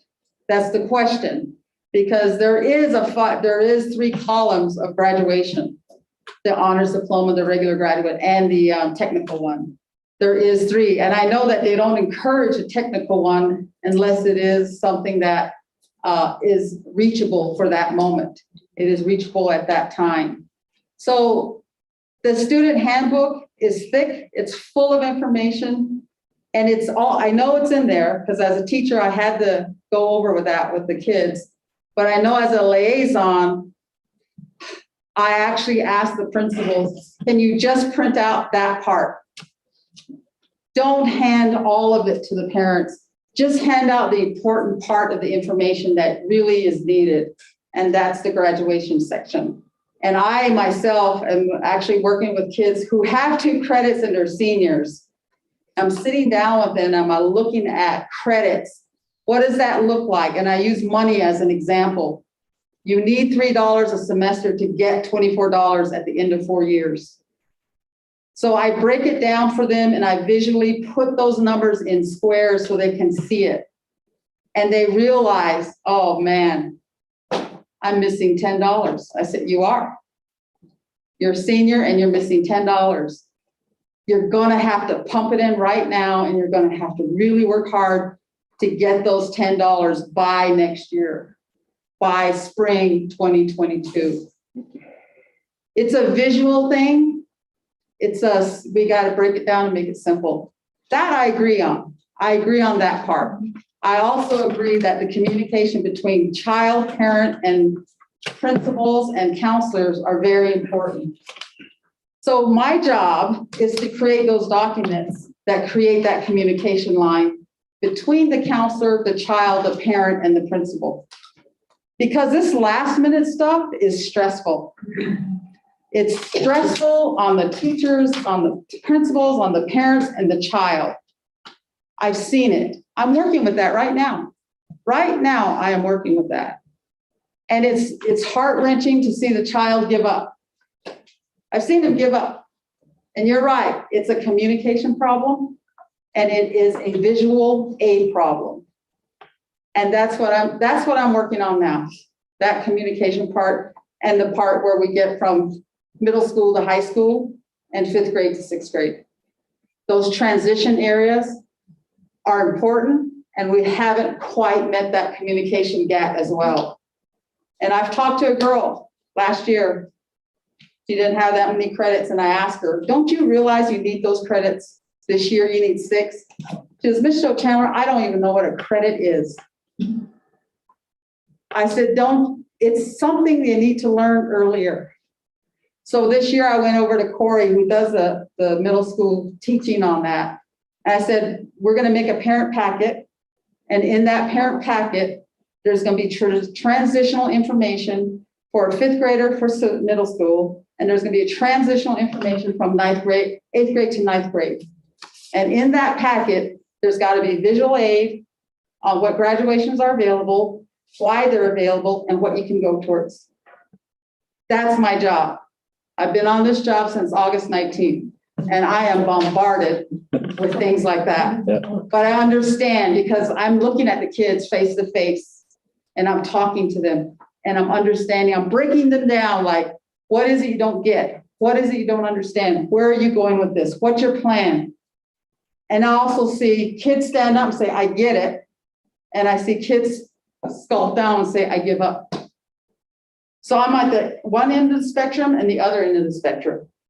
And my job is to try to bring that together. And I see what you're saying because I think I have another child that has an IEP and then my child now has a 504. And I didn't think that I was going to have to educate myself as much as I have had to because there isn't any information for me from the school district or open information to help me help my son get through this. And when you hand me a packet, like you said, full of information, I almost feel like I could, I almost have to be one of these educators. My education's in history. And education is a broad, spectrum. So, for me to learn everything about 504s and IEPs and what I do know now, I don't feel like I should have had to learn. I should have thought the communication, and not just with 504s and IEPs, but just in general, the communication needed to be more clear, for us parents to hand us a booklet for, I think I had with the course description, is a good one. And I appreciate you taking the time to simplify that, for parents like me. I have 6 kids. So, when anything that makes my life simpler as a parent, then that helps me be a better parent. I sent a better student. Yep, I grew up with 11 kids, so I understand. So that's what's happening. Understandable, frustrating, understandable. Child either rising to the top because he gets it or giving up because he doesn't want to move forward because it's too far away. But I keep telling him, you can go to school till you're 21. You can still do it. You can still go and get it if you want it, but you have to start working now. Not yesterday, not tomorrow, right now. You have to start. So it is there. The information in this school district is massive. There's so much information in this school district. We got to learn how to weasel through it and figure it out. And that's what I'm finding out. The things I'm hearing tonight from the councilman, from the education department, from you, those are all the things that I'm dealing with. I'm hearing it, I'm seeing it, and I'm making confirmation of, yeah, I'm on the right track. Because when they said you're a district coordinator and liaison, I'm like, oh, what does that mean? Well, you know what? Every time I hear something, I write that down as one of my objectives because that's what I'm supposed to do. I have never been on the phone like I have been this year. I have never emailed like I have been this year. I have never spoken or broken down things like I have been this year. I understand. I know what you're saying. I know where the frustration is. And learning about historical trauma and boarding school trauma, that's a whole nother ballgame. And that's going to take me and finding people in the Ute Mountain Ute tribe to help me with a video, to help me with slides, and get that out there so that our teachers understand what that means. When they see a child, they go, okay, let's go around this way and learn it this way. Or let's go around this way and learn it this way. So those are all things that I've been seeing, hearing, and trying to start.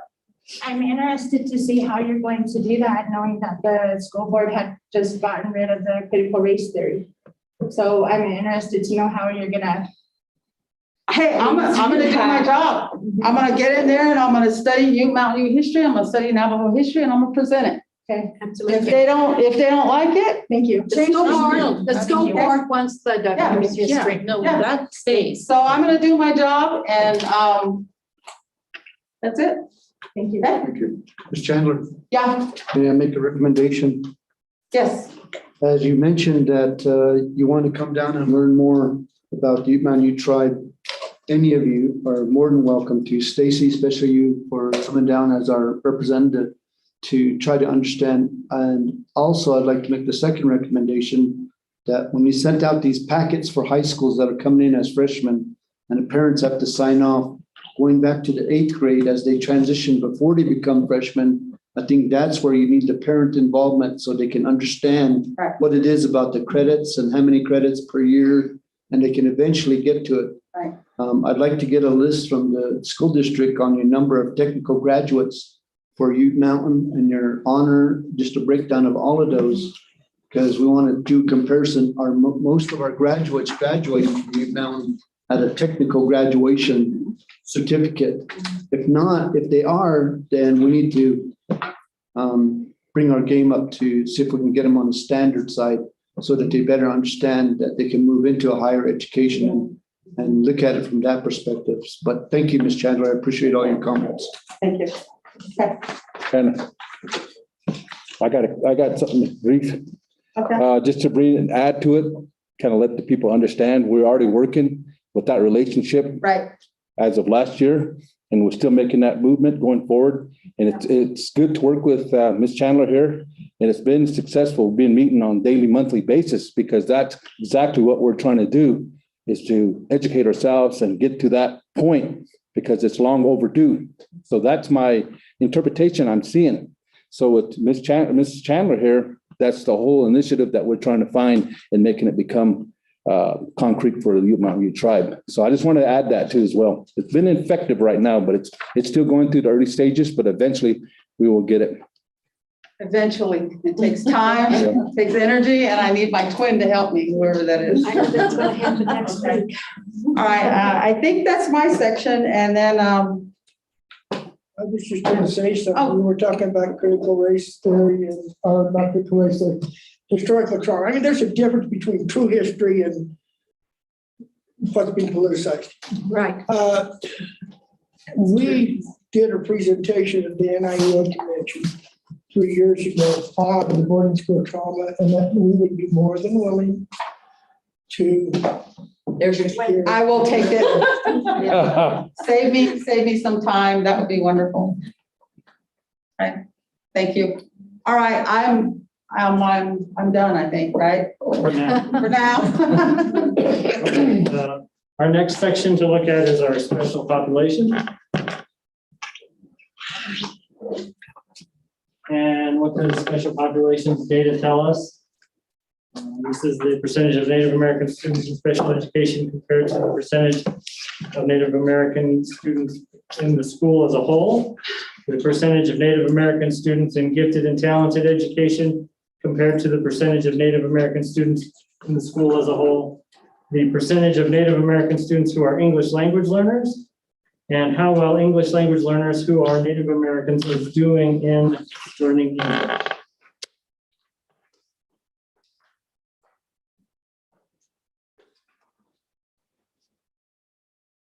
So this first slide, how does the percentage of Native American students in special education compare to non-tribal affiliated students in special education? So again, our graph on the left side is a total of percentage of students who are Native American in the district.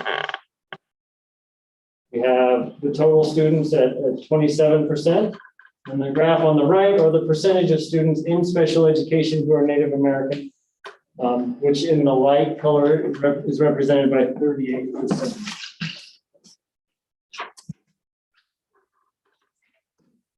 And I just want to say, as we talk about our percentage of Native American students in our district, percentage-wise, we have the highest percent of Native American students in the state of Colorado. So that's something really to be proud of.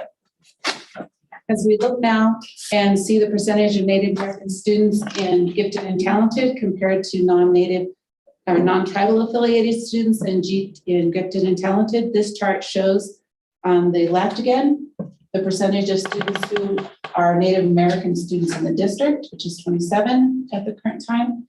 And then on the right graph, this one doesn't have our percentages, but percentage of Native American students in gifted and talented who are Native American is 11% at the current time.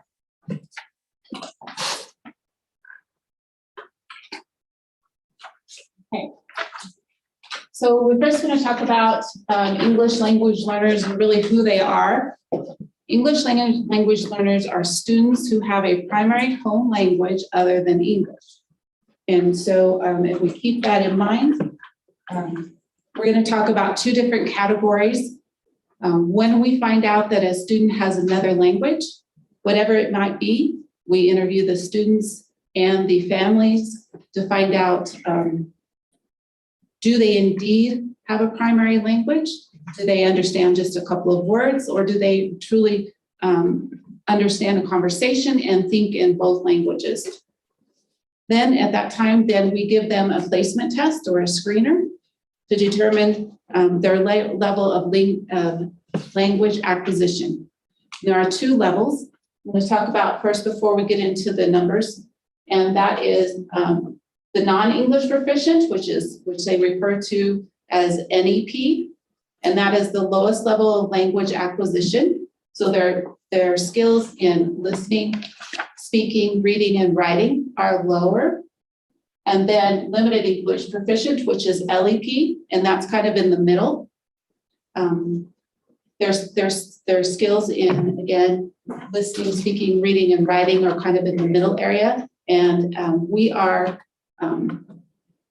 required by the state to support those students until they become and reach fluent English proficiency. So this chart shows the breakdown of how many Native American students are English language learners by tribe, and it also shows how many students are identified as non-English proficient that we talked about, the NEP, or limited English proficient. So on the left, we'll begin. So these are totals in the district. Total number of ELL students, all Native Americans, we have 28, Navajo 14, Ute Mountain Ute 14. We do not have any English language learners from other tribes, but we do have 68 students who are non-tribal affiliated. The total in the district is we average around 800 Native American students. 414 of those are Navajo, 332 at the current time are Ute Mountain Ute, and then we have 53 students in the district who are from other tribes. With a total in the district of approximately 2,710 students. The next column shows that in percentage-wise as students who are ELLs, so about 35% for 3.5%, 3.3% going down, 4.2%. We have 0% students who are ELLs from other tribes, and 2.5% the students are non-tribal affiliated. To break down even further, those students who are at the lower level of the English language development skills, all Native American students, we have eight non-English proficient, 6 Navajo, 2 Ute, and then 0 on other tribal affiliations, and 19 students who are of a non-tribal affiliation. The next column shows that number in a percentage. Then we can look at students who are the greater population of students who are limited English proficient, 20 total of Native American. You can break that down, 8 are Navajo, 12 are Ute Mountain, 0 other tribes, and 49 students who are non-tribal affiliation. Then the far right column is that in percent. Trina, Yes. I just want to point out for everybody, because I just learned this year. I have a student I'm working with that's concurrent enrollment here in PCC, and he is ELL, and it's not a disability. Which, we try to put to their heads like, hey, you should be proud that you know 2 different languages. However, the colleges do not accept the ELL because it's not a disability, and I didn't know that. So I had to get to know the professor, talk to the professor, and he made accommodations. So there are accommodations we make, but absolutely an ELL student is not a disability.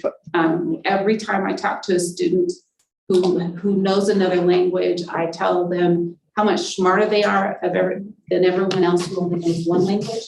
They are thinking in two languages, they're using more of their brain, and it's absolutely something to be proud of. I just never knew until I experienced this whole scholarship process and stuff that it wasn't recognized in colleges. So, because I think you explained to me by 12th grade, they should be able to, I don't know how you worded that today. We spoke today.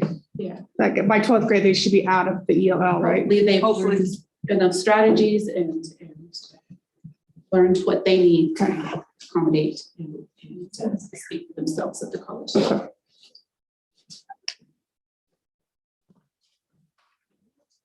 Okay, If I can make a comment about the disabled students, I have a child that has an IEP. Was in the 4th grade last year.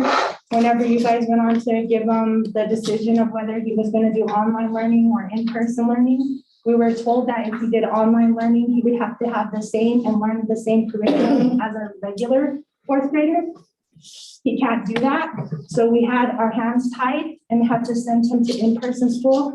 We went, we seen he only had 8 people in his classroom during that time. He rides the ESS bus. He was the only rider. We had to think about all of these factors and making, deciding whether he could do regular 4th grade curriculum or if, he needed to go to school, he needed to go to school. A child like him with autism needs schedule. So schedule is something that he has not had this whole pandemic. So we had him reevaluated. When we got him reevaluated for this year, I said, what happens if he goes to remote learning? His teacher notified me that when he was reevaluated, he has intellectual qualifications now. So his intellectual qualifications evidently gives him a different curriculum, which does not exist. So he's sitting at home until the 8th, which he did also when the school went into quarantine in September, nothing to do. And that's where he sits now. No curriculum for him. Because before, as he's had autism and been identified since he was 3. But he didn't have intellectual qualifications to be given accommodations. And when he does have them, there's no accommodations for him.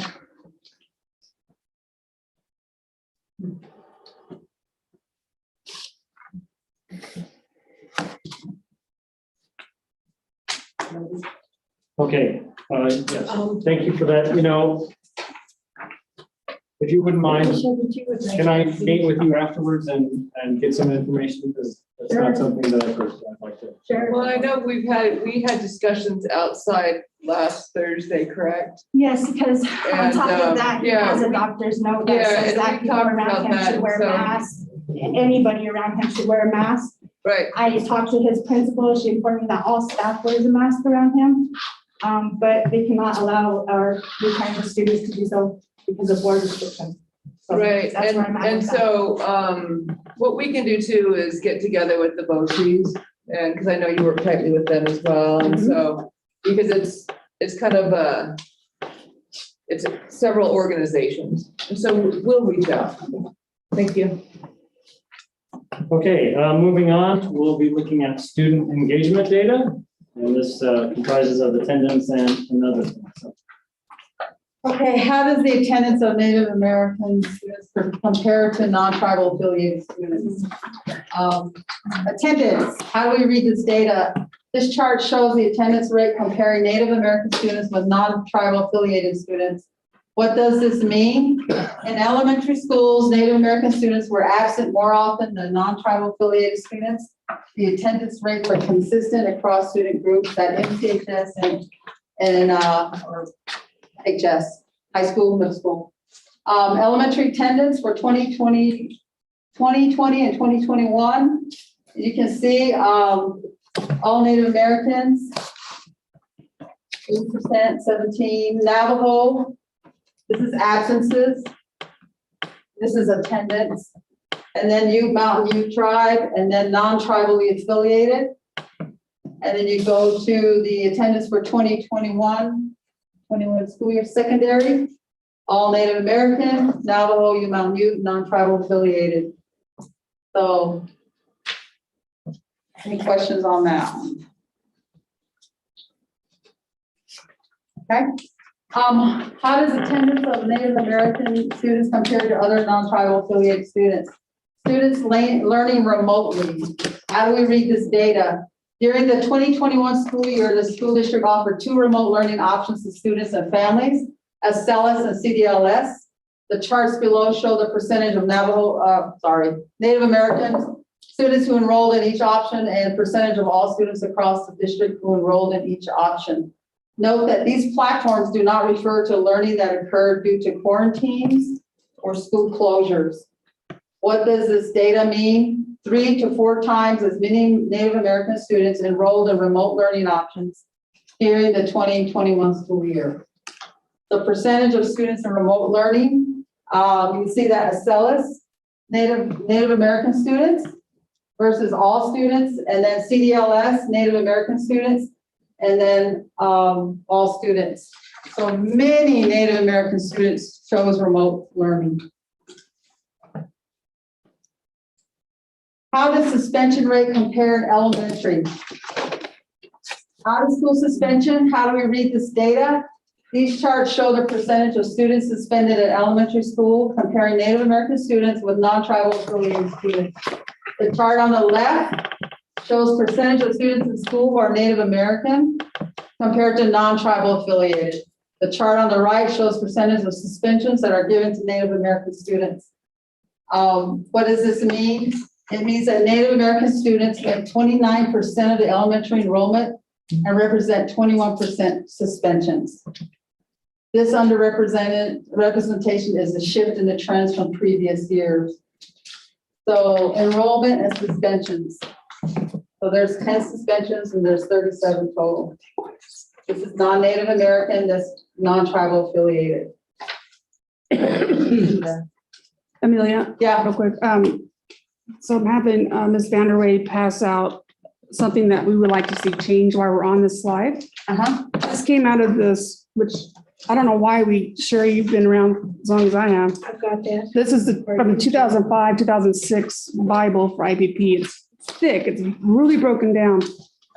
And this one shows what we're requesting as a department, where it breaks down the tribe, Asian, Black, Hispanic, white, and then also tells us gender, what they're suspended for, what the violation was of the drug, alcohol, tobacco, fights. Because, it says 10 suspensions. Is that 10 kids? Is that 1 kid, 2 kids? And then why? Why are they being suspended or expelled? So that's what we're requesting as a department, to be broken down more. We used to get this at our board meetings too, but no names. Right. No ethnicity, but Right. what the suspensions and expulsions were for. And I don't believe we've had that for 3-4 years. I don't know. It's come to us. I So think- this would be something valuable to us. I think George Schimpel was the last one that really did a Yes. great job with breaking everything down. I looked at this and it was broken down a lot. I keep hearing we can't break that down. Can't break that Yeah. down because you didn't meet the certain number. He did. What's the difference? I mean, so, but I would like to know, Native American students, is that 4 youths? Is that all youths? Is it whatever? But that's what we're Is this requesting. taken out of that book? Yeah, it is. Yes, ma'am. And you can have a green one too. Yeah, page 52 out of this one. Okay, I'll see if they still have that. What year was that? 2005, 2006. Yeah, it was, We have every year, so right, that, I think Bill was still here then. I think this was when, the one after him, Stacy, maybe. No, that was That's still Bill? I think so. Okay, that would have stayed still. but I know George. I don't understand why we can't do this. I By the think- way that we put discipline in the power school. I think it's possible. I just think It's a lot of work. I just think it was just not put in. Well, it just No one depends. It just depends. recognized it. I mean, Because in 2004, the laws, We're different. I don't know exactly what I don't know exactly what the law would be to pertain to this, so I'm not going to say anything about that. but we will look into this, but I just have to make sure that it's okay, because I know a lot of things have changed in the last, like, from 2004 or 5 school year Right. to 2020, 21. So what I will do is we will make sure that we find out the information. If we find information that says we cannot state that information per a certain reason, we will inform you why. But I think it's very fair to know who's being suspended and who's being expelled and why, because it tells a story, and it tells a story of what our school district handles, because we do handle a lot of suspensions and expulsions, but it also tells a story of the needs that our families have and share. And it offers us, similar with your truancy work, it offers us an opportunity to work with the tribe on trends that we're seeing from, even if we want to go into economic development and workforce development for the future. You look at our kids now, these are the trends that we have to fix so that 10 years down the line, those kids aren't, in jail or doing other things. So it's an opportunity to tell a story as well. So we'll get back to you on that. I think one thing that really needs to be looked at strongly is adverse childhood experiences and how they should be handled as opposed to how we do handle them.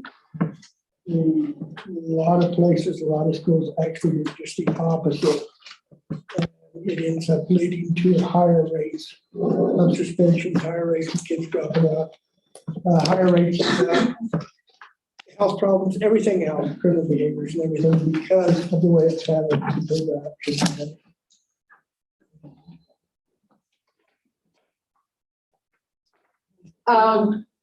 How do suspension rates compare to middle school? Out of school suspension, how do we read this data? These charts show the percentage of students suspended at middle school comparing Native American students with non-tribal affiliated students. The chart on the left shows the percentage of students in school who are Native American compared to non-tribal affiliated. The chart on the right shows the percentage of suspensions that are given to Native American students. What does this mean? Native American students make up 32% of middle school enrollment and 32% of suspensions. This equal representation represents a shift in the trend from previous years. So if you look at the enrollment, here's Native American students here, and then non-tribal affiliated 2021.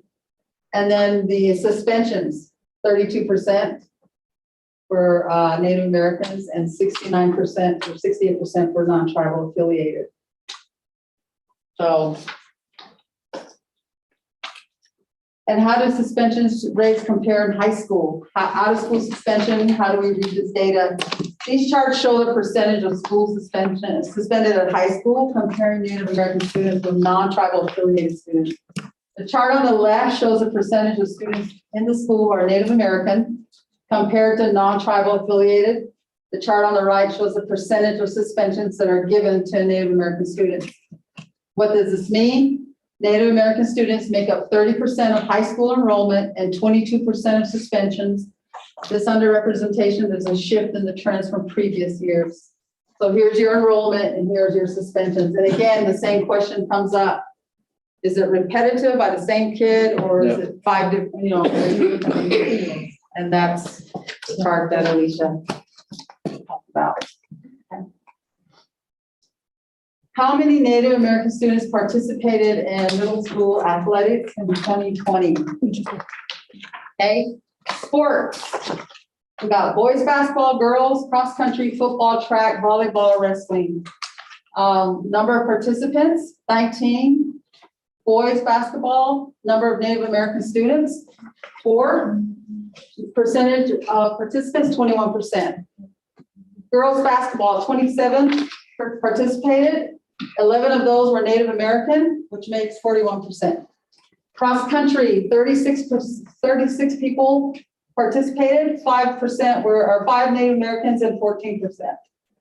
Football, 55 participants, 11 Native American students, which is 20%. Track, 28 participants, 2 Native American students, 7%. Volleyball, 45 participants, 12 Native Americans, 29%. Total students, 217 participated in those sports. 47 of those were Native American, which made 22% participated. Is this 2021? Yes. Yeah. I have a quick question. 2020?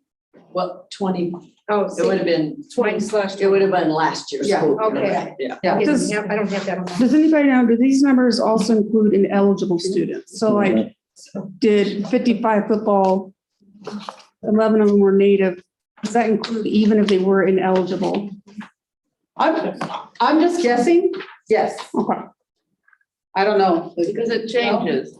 I mean, because I think they're in sports, they could be. Well, when I would, at the high school, when I gave this report, Right. it's everybody Right. who went out for that Right. sport. Okay. So. Thank you. So there may be days when they're eligible, and there may Right. be days where they're ineligible, Right. right? Right. Thank you. Ms. Lee, some of the packets are missing that page. No, I have the page. It was just, I It was didn't just have the different. date. It was just written differently? I just didn't have the date on it, so. Oh. So You mean, you were missing this? yes, Oh. Okay. Yeah. I missed it on this one Those also. packets might- Oh, yeah, this slide, I think this slide was our final one, wasn't it? Okay. Okay. How many Native American students participate in high school athletics in 2020? The activity, the participants, Native American participants, and the percentage. So cross-country 11, 4 were Native American, 36%. Golf, 11 participants, no Native Americans, 0%. 25 softball, 8 Native American, 32%. Girls basketball, 13 participants, 8 Native American, 62%. Boys basketball, 17 participated, 4 Native American, 24%. Wrestling, 8 participants, 1 Native American, 13%. Cheerleading, 19 participants, 2 Native Americans, 11%. Dance, 5 participants, 2 Native American, 40%. Football, 47 participants, 13 Native Americans, 28%. Soccer, 23 participants, 0 Native Americans, 0%. Volleyball, 26 participants, 4 Native Americans, 15%. Baseball, 27 participants, 7 Native Americans, 26%.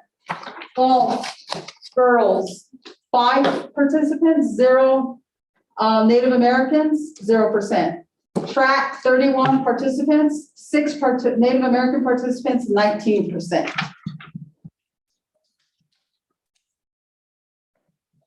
Oh, this is my part. I actually understand this one.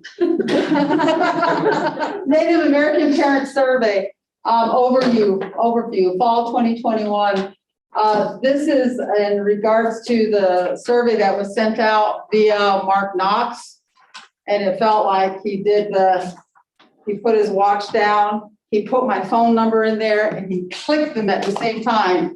Because after that, my phone rang off the hook for hours. So Native American Parent Surveys, what is this? The district provided a parent survey for parents of Native American students this year. This is the first year of this survey, which will be provided annually. The purpose of the survey is to learn more about the experience, priorities, and concerns of our Native American parents and students. The survey was sent out via email and provided in hard copy at various elementary schools. Next year, a concentrated effort will be made to ensure all parents receive a hard copy at their school. Okay, I think this is from last year. Am I right? Mhm. This was something they put in last year. And I believe they put a note in all the kids' backpacks. And 29 parents responded to that survey.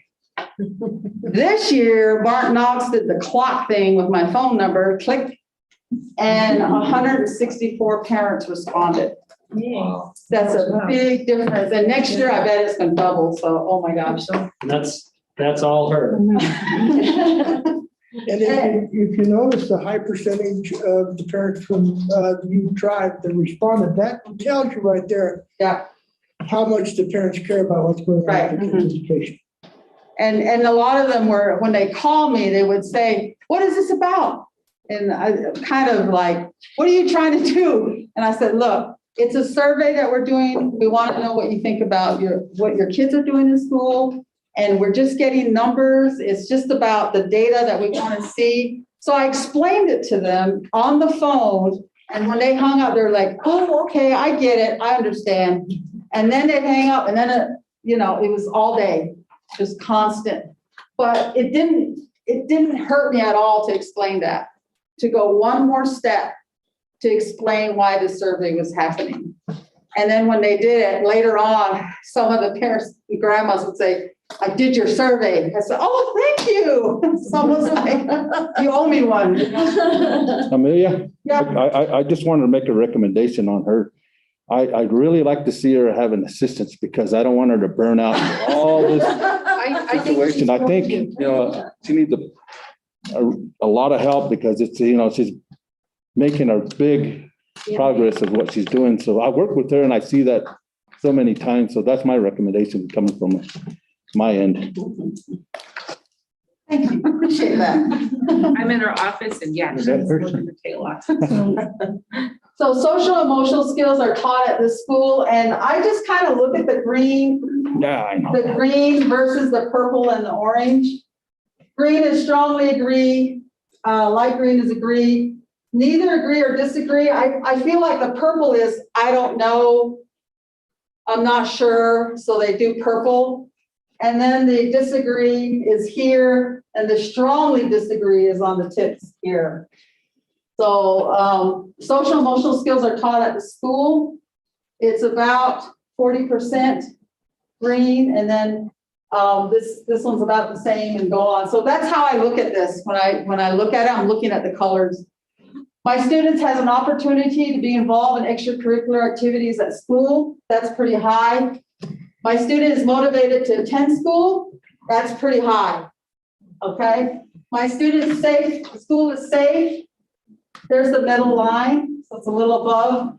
All students' cultures are acknowledged and respected in school. Way down. Yeah. I feel welcome at my student's school. Way high. Discipline in my school's student school is fair and consistent. Way low. Okay. My student is aware of his or her academic progress. Way up here, 70%. Okay, and there's no strong disagree on this one. Okay. My student views school as a place where learning is a priority. Here's 50, it's way high. My student's teachers expects him or her to be a high achieving student. Here's 50, it's almost in the middle. My students receive extra support from his or her teacher if needed. That is smack in the middle. Left and right here. My student has support in developing study habits, organizational skills. That's pretty high. And this right here, I know personally, Alicia and I have to really help students get organized. Oh my gosh. Okay. Parents have a voice in their students' education at the school. Below 50, right about 48, 35. There are opportunities for me to meet with the school principal, a little over half. I can telephone or email teachers if I have questions. Way high. Super high. I receive reports about my students' assessment results in a timely manner, about half. I receive progress reports about my students' performance, a little over 60 with strongly agree and agree. I receive regular communication from school personnel, about 60. Okay, so is that okay. So looking at this, with everything we talk about, the suspensions, the enrollment, the low grades and all of that, when I look at this, I think, you know what, the parents who did the survey, we see a different reflection in that. We see how they care, we see how the kids are engaging, and we see that they do want to be here. And it actually made me happy when I saw this because it was a positive part and it made answering all those phone calls worth it. So I hope next year we get 300 and just keep going and keep going and keep going. Yeah. Right, so we're gonna just talk for a moment, switch gears about, and talk about the Title VI Native American grant that we apply for every year. Believe me, it is a federal grant and it is a challenge at times, but we have some great objectives. And these are the objectives that every dollar that we decide on how to spend has to align to these objectives. So increase knowledge of cultural identity and awareness, increase at-risk student support, improve academic achievement, and improve graduation rate. So those are, this is in year 2 of this 3-year grant where we've kept these same objectives. And so this grant does not bring in a lot of money. We get, I think last year was about $157,000, and we stretched that thin. We have a para in every building, and we're going to talk a little bit more about how we support. This is a summary of the school-based programs supported by federal grants, and the Title VI program is in orange. So supporting for reading and math for struggling students. We have reading interventionists at each school, the elementary. We have a district coach in pairs to support English language learners. Out of our Title VI money, we have paraprofessionals to help struggling students, and this year we've switched around, and we have a paraprofessional in each building, with the exception of Louis Areola and Pleasant View. After school tutoring and summer school at the elementary and middle. And then we use programs like Lexi Azure and Newsella, which are computer-based program interventions for the elementary, middle, and high school. We also use federal grants to support students for social emotional needs and parent engagement. We have school counselors at the large in-town elementary schools. We have mental health support funds for middle school and wraparound supports. The Title VI grant supports it by cultural resources for our Native American students, including the adoption of the Ute Mountain Ute curriculum and resources on the Navajo tribe. But we also included in that resources for many different Native American tribes. And so each building has a tub with all of those resources in it. And then we have, we support students' social emotional needs and parent engagement. So there's funds for that in other grants. There's support for teachers to build their instructional skills and teachers' leadership. The Title VI grant supports professional development for teachers. We also have many academies available for staff to build skills and awareness. We have support or stipends for teacher leaders and mentors for new teachers. We have assessment data and systems to help teacher progress monitor students.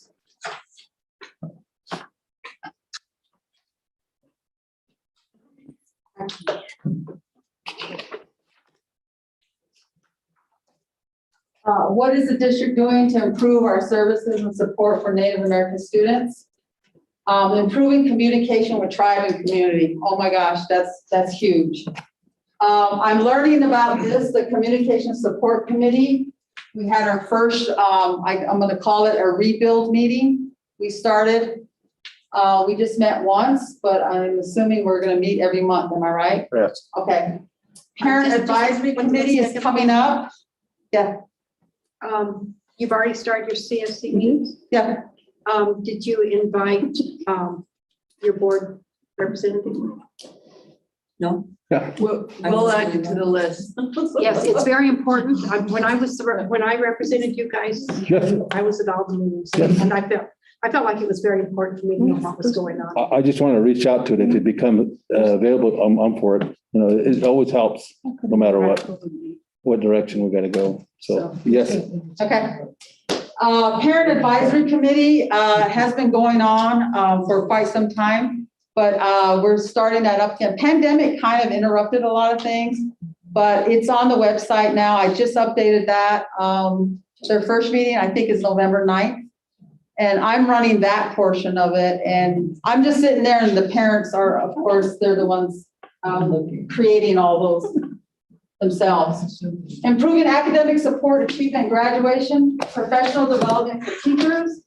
paraprofessional academic support at elementary, student success advocates at middle and high school, support engagement, attendance, and academic achievement, supporting cultural identity and awareness, Indigenous Club, attendance at cultural events and bringing cultural events to school. I started an Indigenous Club at the high school and we had a blast, and then pandemic ruined everything. And then this year, I'm introducing that this year to the middle school. We're going to call it Indigenous Club Junior. And then I also started a Native Pride Cougars for Kemper Elementary School. And the 5th grade girls were the ones who wanted that. So if these kids want that, that's what I'm there for, to help start it. But I need help. I need sponsors to step up and help with those programs. And what times does the Indigenous Club meet? Right now, the middle school, the Indigenous Club Junior will meet on Tuesdays after school, and the Indigenous Club High School will meet on Thursdays after school. And is the after school because of what the school board did at the last meeting concerning lunch? No, it does not. No, Okay. it doesn't have anything to do with that. Okay, that was my question. The only reason we're having it after school is because SCYC runs the bus for us. Okay. And that's kind of how I correlated that. Okay. Support for students to attend ACES conference, attendance at National Conference for American Indian Students in Engineering. Now, I've taken ACES twice on a field trip, and I have to beg kids to go. That's one of the things we really want to support and get kids involved in math and science, because there's so many scholarships out there for our Native American people on STEM, science, technology, engineering, and mathematics. So this is one area that I think I'm going to ask the tribe to help me with. Let's get our kids into math and science.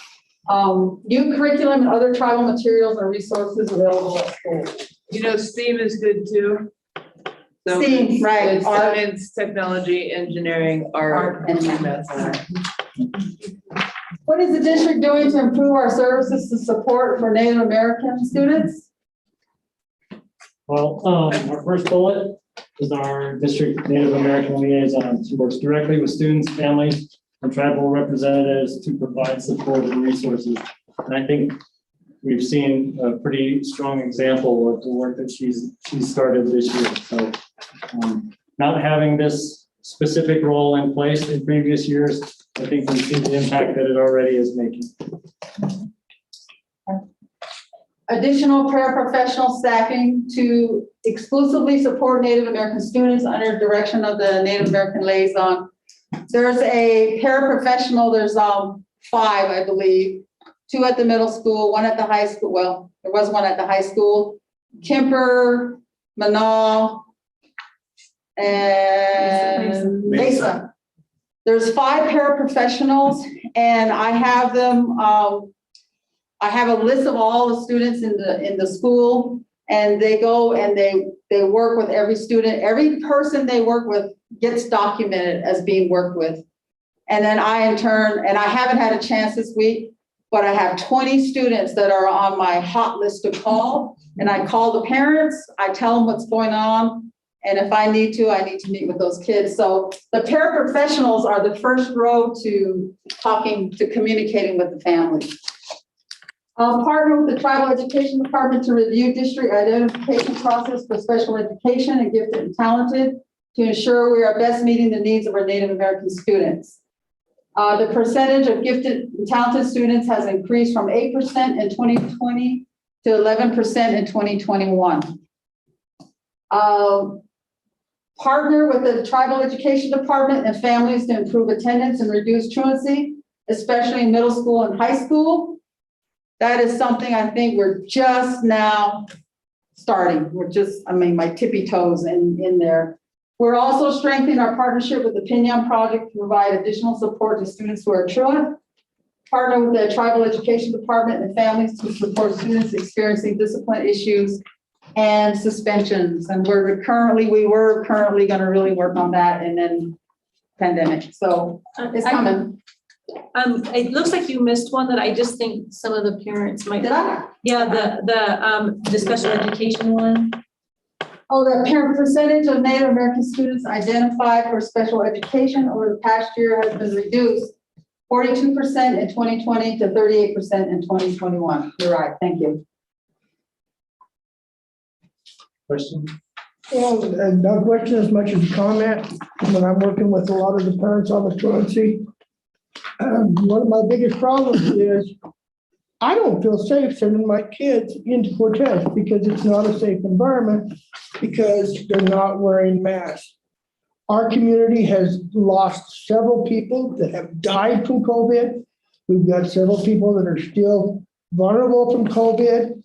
And I don't blame them. I'm sorry. I'd be scared to death to have my kids come to the school too if I come in and I see everybody without masks.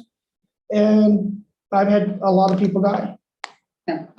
So one of the things that's going to help, not completely, but on some of them, is when I can say, yeah, that school is safe. I can't say the school is safe. Right. Yeah. Well, I can tell you that I've come from the same environment. So I've seen, when I was the superintendent of my last job, I had, there was a lot of deaths around me from COVID, and it's terrible. And I don't want one death, you know, it's terrible. And so I understand your concern. And I'm not necessarily someone that believes in mandates, but it might be helpful if we could get the educators and the people to understand what that is doing as far as scaring the heck out of people and having no kids come here by not doing a simple act like wearing your mask. And that will affect the data next year. Definitely. I have talked to families that say, I'm not sending my child. I'm not going to send them because they're not wearing masks. I've heard that mostly from the elementary kids, the families of elementary students. So the absences are piling up. The zeros are getting in there, and you know, what can I say? You know, sorry. Well, and there's a population of kids that aren't vaccinated. Do we have a comparison, say like maybe a 3-year, I mean, up to see what kind of percentage it is that they're truant? Say from the COVID year, this year, last year, the year before. I don't think so. I don't think we've, do we? Have we? No, I don't think we've done that, no. No. But that's good. And can I add, like, with masks, I have, you know, my 2 children, and I went to his physician and got a note from his physician that requires masks around him at all times from everybody. And like I mentioned before, his principal has written back, said that the staff does comply, yet the children do not. And I have to send my child to school because not only do we have to follow, you know, Colorado law, we also have to follow truancy laws with the tribal council. So some of us do not have the choice but to send our child to school. And when I have things like this sitting in my hand from a physician saying that my special needs child, there needs to be masks around him at all times. I don't know how far that goes.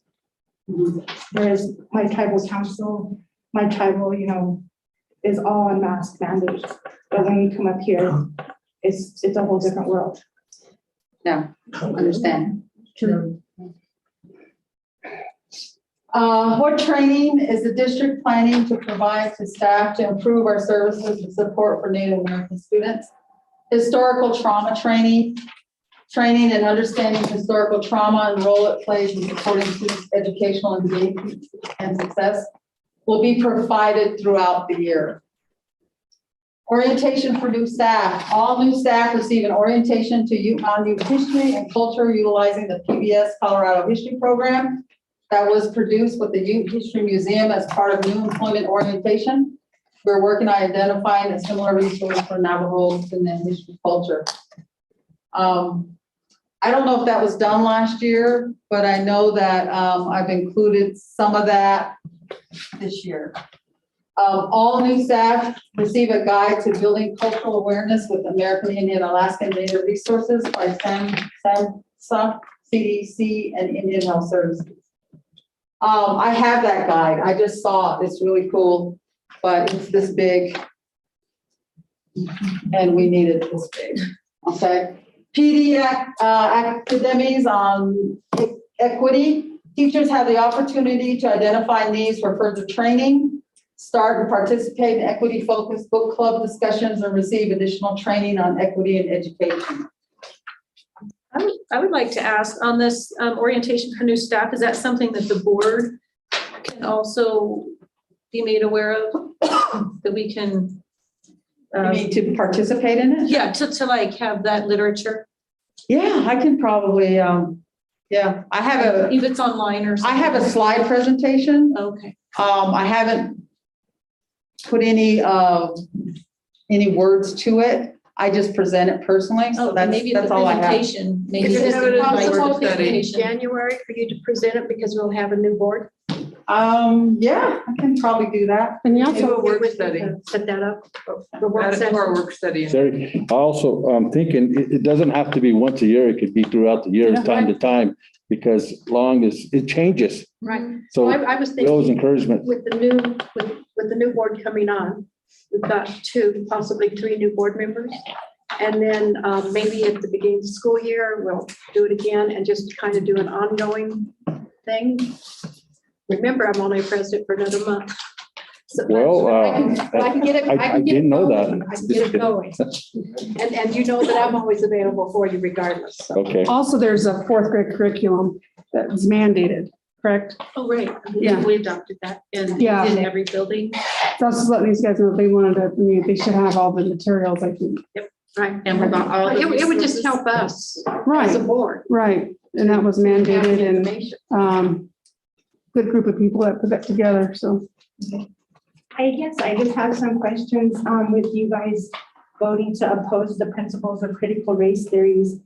And in that you assert that race is you don't want people teaching that assertion that race is the most important identity, the assertion that group identity is more important than individual identity, and adversary characterization of individuals as oppressed or oppressor according to the race. How are you guys going to teach Native American and kids cultural identity and have books that discuss history and stuff with this? I'd like to see the correlation of how you're doing that. It's very easy. We're saying that we're not going to teach that one section of people are superior to another section. Right. We are all equal, but we all have different cultures. We will teach culture. We will not teach superiority. We're not taking that out of the curriculum. We're not taking stories and history out of the curriculum. We're not taking ethnicity or different stories from the past out of the curriculum. That's not what we're doing. What we're saying is that's what I wanted to hear. Yeah. We're just saying that we're not, and I say we, but understand I'm not an Anglo person, but we're not saying that one section of people are more superior. Right. And then we're not gonna, so from That's the our only thing that we're perspective, putting now. from what I understand, when we wrote the resolution, it's to ensure that we're not teaching one thing or the other, that we're picking and choosing. We're teaching the facts of history. Right. And that's what we're trying to articulate. And I understand the fear, because there is no way that we're going to scrap stuff that have happened in the past, because we're very proud of our past. And we also have a very awful past that has to be articulated, so that we can learn from the past, live today, and then look for the future. Right, so there's no And hiding the past. There's no hiding the past, and there's no past. rewriting the past based off of what someone feels or thinks. Right.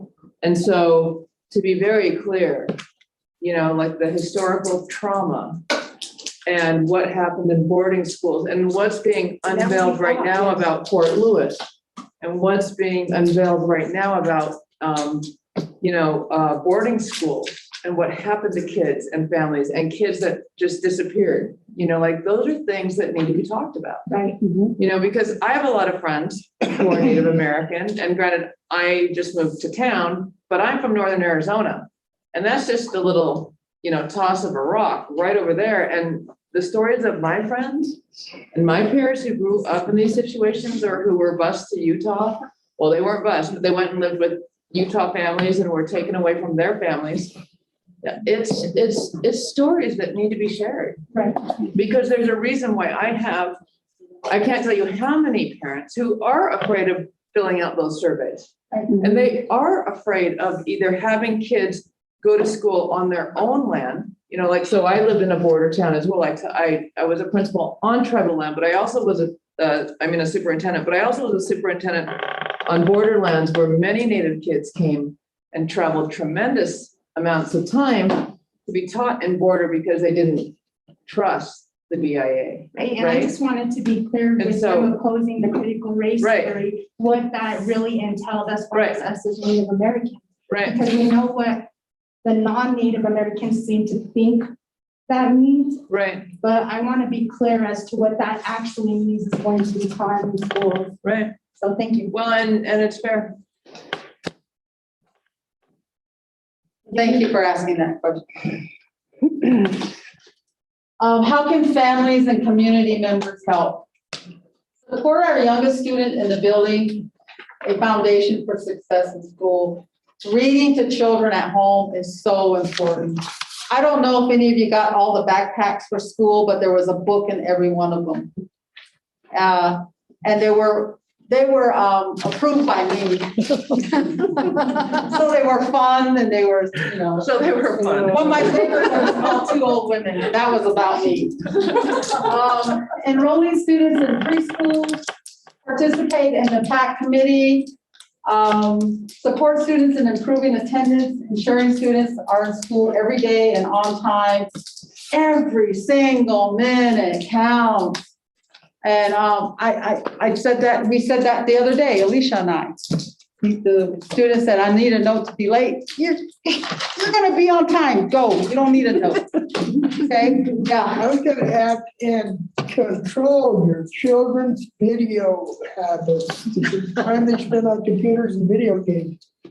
I mean, I have parents sit there and say, well, he was up all night playing video games. Really? Why the hell are you letting him play video games all night? Amen. You know, when I was a kid, I don't want to change. I was limited on TV. Now we need to limit them on phones and video games. I got something to say with Pete said, you know, my son, he is a special needs and stuff like that, but with nowadays with the tablets and the games and stuff like that, my son has excelled with his education, you know, with his video game, that tablets that he gets on and plays on, because, you know, I try not to make my kids grow up so fast, because, you know, at home, when I grew up, it was okay for kids to have babies. You know, it was okay. You know, grandma said, okay, it's okay. You know, oh, good, I'm gonna be grandma, stuff like that. You know, growing up, that's how I grew up. You know, having the kids grow up ahead of time. You know, instead of being kids. You know, so I teach my kids, all my kids. I tell them, you know, it's okay. Play video games, have fun, be a kid. You know, you don't have those responsibilities till you're older. You know, because, you know, like I said, you know, my oldest son right now, he's 24, graduated with this BA in Los Angeles Film School. He graduated, you know, and he's a product of where I teach. You know, we sit down with them every night at dinner table, talk to them about how their day was, how school was going, you know, because that's how I was taught when I was growing up. You know, so, you know, like I said, you know, there is good and bad. Oh, yeah, there's no one size fit all, but I mean, if you got, I've seen children where if the parents say, hey, let's go blow candles off on your birthday cake, and they take the video game away, they start throwing a fit. There's a problem there. Or if they say my son was up till 2, or I've had students say, I'm just so tired because I was up all night playing video games. There's a problem there. I mean, there's a reason that the people that design video games and design this equipment won't let their own children use it. You know, but you're right, it can be good, especially for someone that's autistic. I've got a son that's autistic. It's a good way for him to communicate and experience the world in that, but we also got to be careful. I mean, like I said, when I was a kid growing up, I can remember my parents saying, get off that TV, you're gonna read a book. Get off that book, you're gonna go outside and play. You know, have well-rounded experience. And it goes back to like how you said that too, but my daughter, You know, my daughter likes to draw. She likes to draw a whole bunch. When she was in Mesa, you know, she drew a lot. She drew a lot in school and stuff like that. And, you know, my dad, he's a real good artist, Leon Collins. He always sells his drawings all over the place. You know, so, you know, and I encourage her to draw like that. Be like this, be like your grandpa. If you want to draw, do it. That's what you want to do as, you know, whatever life she might have. She might be a great artist or whatever. But in Mesa, they discouraged her. They told her, don't bring those art stuff to school. Don't be doing that. You leave that stuff at home. You know, so it really discouraged her a whole bunch. So me and my wife thought, okay, well, we're going to switch schools because all my kids went to Mesa. They're all were in student council. You know, Mr. Lehman was one of the ones who, you know, was with most of my boys, you know, and then I moved to Kiva with my daughter, and in Mesa, she wasn't doing too good educational wise, but when I moved her to Kiva, they encouraged her drawing. They told her, keep doing it, you know, as long as you do your work, if you do your work, you can do these extracurricular activities. And right now she's excelling. She is excelling in her education because they let her be like Native Americans. We all do kinds of stuff like that, art stuff like that, to encourage them to keep going, keep doing that kind of stuff. You know, is what you guys need to do is encourage them a lot, because you say that we're falling behind. All these graphs that you guys are showing us says that our kids are doing good, but they're going to school. You look at the attendance things, they're all up 95 percentile. So it's not with the kids, you know, that they're doing their part by coming to school, because we have to, you know, but, and it's got to come back to the other side, on the other side, with the teachers and the educated people to be reasonable with the kids that come from other places, you know, learn, like you said, the trauma stuff. You know, it does really hurt us a lot. We can't trust. There's a lot of mistrust with the Montezuma County and the tribal people down there. There's mistrust, you know, like you said, we gotta work together, you know, and that's why, you know, it's the first time I see these guys here, you know, because I've been coming to, me and my wife have come into these meetings a lot, you know, and so we try to come, because we want to represent not only our kids, but other kids too, because we see them failing, you know, so we try to be here for the kids and stuff like that. I'm happy these guys showed up, my councilman, you know, says, okay, we've got to start. There's got a point where we got to all start at the beginning again to work together as a people, you know, to come together as one. You know, sometimes, yes, we're going to bicker. We're going to bicker. That comes with life. You know, if life was easy, everybody be happy, everybody be rich, everybody be educated like that. But life's not like that. You know, so we just got to learn how to get along together, fix things that are better for our kids all together. Like I heard this one say, kids don't know racism or anything. Like, it's taught to us. It's taught. Young kids play with each other. Colored kids, white kids, Native Americans, Mexicans, all play together. We're not like that. How we're taught that. You know, I learned that the other day when we had that other meeting when that doctor stood up, the physician stood up and started talking about how racism is a disease. You know, it is. You know, and that's a doctor talking. You know, and I always thought to listen to your educators, listen to them that are educated, because they know what they're talking about. You know, but sorry for going. Appreciate it. Oh. Where are we? Support students academically, participate in parent-teacher conferences, participate in parent engagement, academic activities. And to on top of that, one of the things I ask students that I talk to is, who's your support system? Who's there for you? Who's got your back, right? Are your parents there for you? Is grandma there for you? Or are you on your own? And a lot of times they're on their own. Got nobody taking my back right now. And those are the ones that I think I just want to grab them and take them and do something where they know that they're being supported. So the support system is so important. Parent-teacher conferences, even if you go and your kid's a straight A student and you go and you just say, hey, we have nothing to say to those parents, like, thanks for coming, but they want to hear why their students are good. Why is my student good? And then the kids that are failing the class, it's not, F isn't a permanent grade. It always can go up, always. You know, I got my kids to say that 0 is a placeholder. They didn't even think of 0 as 0 anymore. It was just a placeholder to move forward. So engagement and academic activity is so important. So that's one of the questions I always ask my students, and I ask them now. Is that it? I have a Can I- suggestion. oh, go ahead. Well, I was just gonna say, is there any way that would help, kind of help with these meetings to find out if the parents are interacting with their students' education? If we had some kind of a graph as well, how many parents are participating in their conferences? So then that if they're not, then you can maybe have some kind of a hearing or something like, if we're not gonna get you to help, engage in your child's education, or you might get a lot of them and they'll go, wow, look how many parents participated and now we're seeing things going up, or just kind of have like just a starting point of maybe tracking some of that. You're referring to specifically parents. Yeah, the parent-teacher conferences. I know that we used to, at the middle school, when Jamie was the principal, we had a chart, and even at the high school, they didn't require it, but I always had my parents sign in. I always had them put their name and then their student and then their grade, because I was I taught 9 through 12. So that is possible, but it's not required. Right, but I just didn't know if it'd be Yeah. a helping point, like a starting point to find out how many parents are. I mean, we've got the survey that more than, oh my gosh, from 29 to over 100. Yeah, 29 to 164. Yeah. Yeah. So that was pretty impressive. And a lot of it is the trust issue.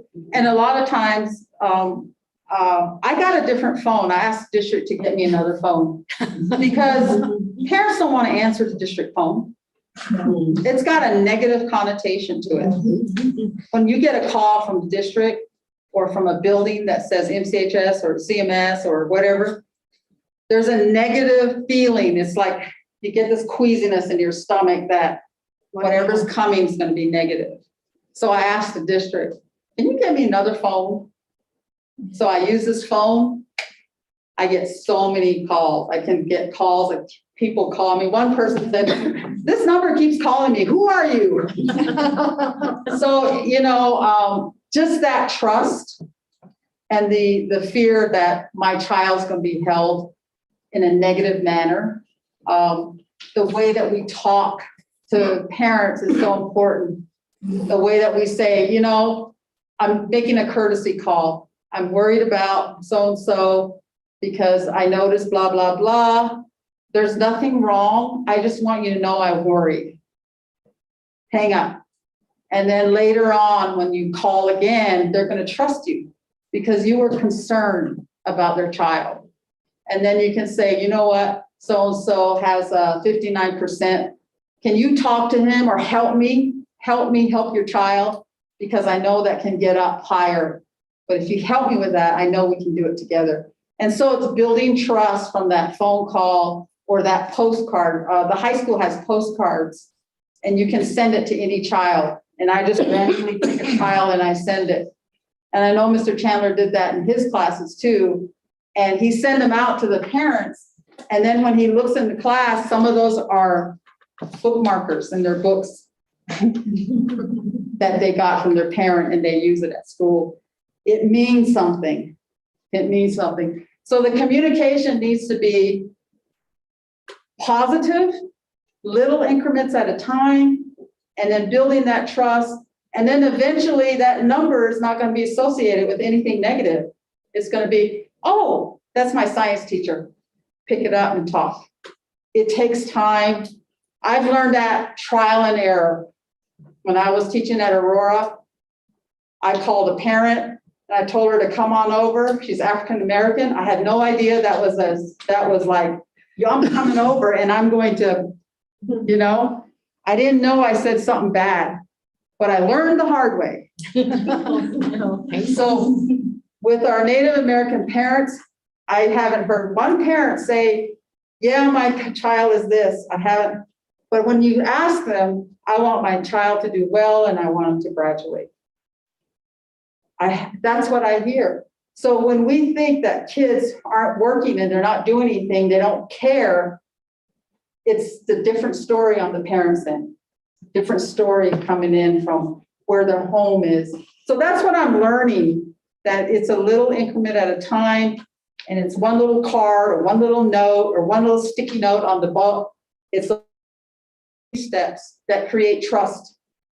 There's no trust And that's the part that I really emphasize with our new teachers that come in. Take some time to build that relationship. When you build a relationship and trust comes in, then everything else will follow. It takes time. So that's kind of what I tell the new teachers, and that's how I work the phones. So that's kind of my secret now. I gave it all away. Okay. So that's what I mean by participate with the family, and it has to come from our teachers. And I'm starting with the new ones, the new team. We had 10 this year. So I don't know how many teachers are in the district, but at least 10 know. So that's it. I think we're done unless there's any other questions. I do. I just want to remind everyone that we're trying to be making proactive stance by actually bringing some of our students on a reservation and also comply with the rules and what's going to take place with the students in RE1, trying to make it comfortable so they can feel themselves to whatever situation they may drawn to, instead of bringing them here and then put them in a bright light and then give them heck. But technically, we're trying to do different ways to help our students to overcome whatever ordeal is. Most important thing, the foundation, family. We're all different in different ways, but the most important thing is we're all going to achieve education. So that's just my thoughts. I and Amelia and the rest of the staff are including, as well as my vice chair and council and chairman. We're doing the best we can, what we're at. And sometimes not only that, COVID playing its role, mass dating and other ventures that we're going through. So the most important thing, we're going to get through this regardless, and we're going to all do it together. So that's my thoughts. You know, I learned when I was teaching that parents, when their kids hit middle school, when I first started teaching was junior high, but middle school, and they go, oh, I can go back to work. I can have my life now. And they choose the most critical time of a child's life. And the child feels deserted when their parents do that, because they're going through so many hormones and so much that they need their parents as a sounding board. And that's why we see so much failure in the middle school, because parents think of their kids more as growing up and as a young adult, and they're back into kindergarten because their hormones are raging and they don't know where they're going and they don't know what they're doing, and they just need more love at that age than any. And they're so unlovable. I love seventh grade, but they can be pretty unlovable at that age too. But I just want to say that I just think that once they hit those teenage years, it's so important to just surround them with love. That's just me coming as a teacher. I'm sorry. All right, well, thank you. That we have, at the end of our presentation, we have contact information for all of us here in the district office, Superintendent Vanderway, Assistant Superintendent Liz Richard, myself, obviously Amelia Jo Chandler, who's playing a huge role for us now, Trina Lee with ELL Services, and then our teacher support coaching, Cynthia Hop. She was not able to be with us this evening. So this is contact information. You can really get a hold of any of us at any time. And you know, we want to work with you going forward for sure. I think we've discovered and a lot this evening. And I think there's a lot of place for us to grow and be better with this work for everybody. So thank you very much. That concludes our presentation this evening. And if there's any further comments or questions, please. I would like to review real quick the letter that came from the K-12 Education Department, along with input from the Tribal Council. I'll skip the first one because that's going to might be lengthy, but and then Amelia, you answered this for me. Develop a plan to assist students with transitioning to elementary, middle, and high school and college. So we're working on that one. We would like to be more involved with the district when they have professional trainings. When we have trainings, we invite the district. We give them special invitations, and actually the principals let the staff come down when we have those trainings. So gifted and talented program. So I showed this to Amelia. I was going through some old files, and this is what I found on gifted and talented. And like Leland, your daughter, the artist, she's being gifted and talented from what it sounds like. But how do you test art? How do you test music? We don't know anything about this program. We've asked and asked for 4 years now, just detailed information. I mean, there's nothing on here that's worth put on paper. I mean, I don't know the categories. How are they tested? I mean, I know we have more gifted kids. I know we have a lot of kids down there that sing, art, intellectual, whatever. Yeah. So that's one thing we've asked for I don't know how many years now. And we do want to celebrate. We always have celebrations. There's always good things that do happen. We have increased our communications with all the school principals. That's helped us a lot. We've had school, like principals, vice principals, come down to Toyoak to visit families and to also go to our meetings. San Juan Bosie's, they've come down, I think 3 times now to help out to do the sped testing because the parents, didn't have a vehicle or couldn't make it up there. So they've made arrangements in our building.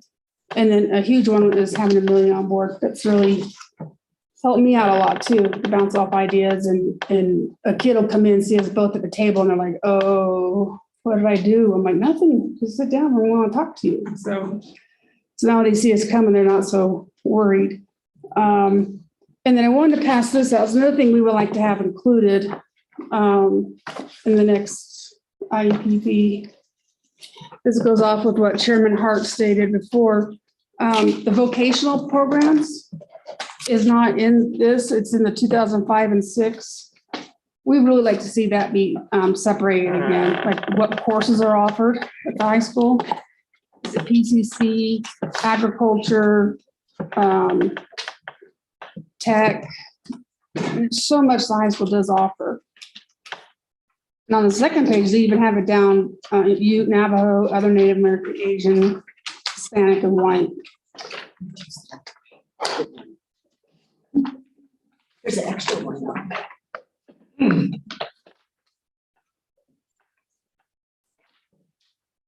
That information I can also give to our higher ed director too. That would help him. He was asking about the classes, so I sent that out of the handbook. So we would like to have this included.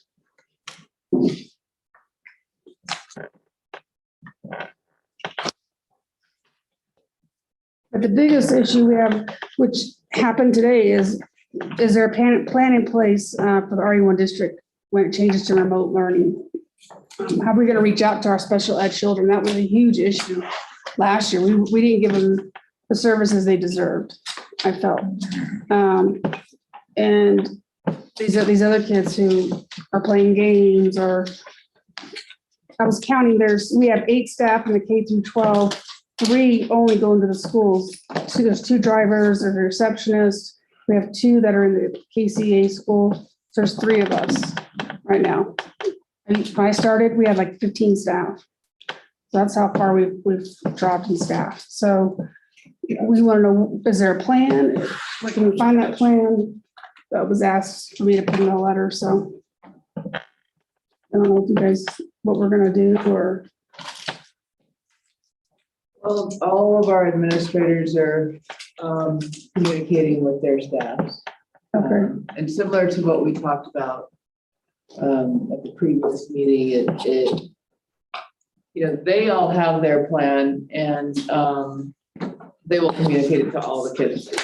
So that doesn't necessarily come from us, because it's like the high school has the way that they're set up and the mid school has the way that they're set up.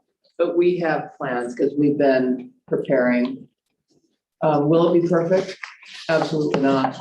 Digital learning is not the way to go. Like for me, I want my kids in school. It's not only about, so I love talking about academics, but where it all starts is like you have to create, it's almost like a spider web. You have to create a web for kids to fall into when times are tough. And that web is developed of teachers It's developed with parents, family members, community members, their peers. When they're not with us, we can't see what they need. You know, we have a lot of socio-emotional needs. We have a lot of ACEs needs. We have a lot of moving parts when it comes to developing relationships. And for a kid to learn, like, in my opinion, well, from my knowledge base, for kids to learn, they have to start with trusting their teacher, and they have to start with trusting the people around them. If they don't trust you, they can't learn. And digital learning is really hard to create a relationship, like face-to-face, when you're on, let's say, Google Meets or Schoology. But we are in a space that we've had such a spike this week, and with this cold weather, Right. like we have no other alternative from a health and safety perspective. Right. So who's going to be manning the phones tomorrow when the parents start calling in to see what they need to do and get information? Oh, well, the schools will be, you know, they'll be guided to their schools. Because I know when I try to call a lot of times, and I've had a lot of the parents tell me, we've tried to call, but we get press this, press that, press this, press that. And finally we just get frustrated. I felt like that too, you know, especially don't tell me you care about me if you're having me press all these numbers. So, I mean, we're in a critical situation, so there should be some kind of setup to help, not just, I mean, all these children and all the community. You're gonna have a lot of community parents, and they're gonna say, why in the hell can't we get a hold of somebody? Do you have something in place where you've got a team that can man that phone and say, let me, at least if nothing else, say, let me get back to you and let me find out. Because right now you're gonna have all your teachers. Well, I know, in places, right? and we've been, so we just called it off late this afternoon. I know. And, you know, so I've been on the phone a bit just because there's a lot coming in right now. You know, and it's a valid point. You know, I mean, when that shooting happened or the gun incident happened, I was impressed. I was able to get a hold of somebody that could get information to me in that. This is a serious thing too. So I mean, It's very serious. I think in any case like this, there needs to be some set up to where the parents, where there's some kind of incident post. Does that make sense to you? The parents are going to want to know. And I know it's a hard thing to deal with in that, but the last thing when you're panicked in that you need to hear is push this button, push that button, because you just pushed my damn button. So. Representative. Yes. Yes, sir. I just want to add, since we may go in online, it's, we're hiring some navigators, I think 4, correct me if I'm wrong. And and what the navigators are going to do is to help the young folks to understand the surface and to make them understand the assignments. And we're still working on that plans on the education part. We're getting prepared in case we do have a major outbreak, COVID. So we don't want to leave our young folks wondering how to run the surface or the password or play games. So we're taking a fair step forward to make sure that our little ones understand surface and understand assignments. And so that's in progress right now. And I just wanted to put that a note for everyone to understand that. So you're having those people put in place to get information from our district so that they can. Yes. Okay, so are they going to have trouble trying to get information from our district is what I'm worried. No, I think it's in early stages and we're going to get that information so we know what we're dealing with because it's coming from the district and we got to make sure we're going to be comply with the district's needs. Yeah, that's for the curriculum. So that's one plans that's going forward as we speak. And it's just in the early stages, but I'm hoping by the end of the week, we'll have our selected for the navigators. So that's the primary role that they'll be doing. And Tina is well aware that we're trying to make some plans that are going to prepare ourselves for that time and need. And Lindra, if I remember correctly, and correct me if I'm wrong, you were also talking about using the rec center as Yes. a hub Yes, for distant learning and separating that socially distance and having the kids sit in there and then having their navigators go around and Yes. sort of tutor them as they go through. That is one plan I thought was really good. yes. So like I said, it's in a early stages, but we're making that mark and making that benchmark so it can become reality, so we can not make our young folks be lost in the assignments and so forth. But right now we're dealing with the Wi-Fi and it's been terrible down there. And so we're trying to find better, accommodate our students and especially the guardians and the young folks, not understanding the curriculum and not understanding the ways of the. Technology, yeah. So again, we're taking action and taking stance. So I just wanted to bring that up as well. Thank you. Thank you. So my biggest takeaway from this meeting is that we're going to meet and work together and figure out how we can proceed correctly. Is that correct? Yes. And if there's parents you can't get a hold of in that, because sometimes their phones are out or they change phone numbers and that. I think you guys know by now, just send me a list and what you need to. And I love going out throughout Toyac. I get to meet all the new dogs. Now I get to meet all the people. I mean, it's really nice. It's really fun. So, You get to see different land too. yeah. All right. Oh, I'm sorry. Okay, the Ute Mountain Ute Tribal Council has a position letter that was supported. And I would like to read that position letter to the board, as well as to the administration and to those that are listening. We would like to bring to the attention of the school board that we are very lucky we didn't lose any of our students or staff's lives to COVID-19. We also had 2 of your school board members resign from the school board. So now you have 2 vacant positions on the school board.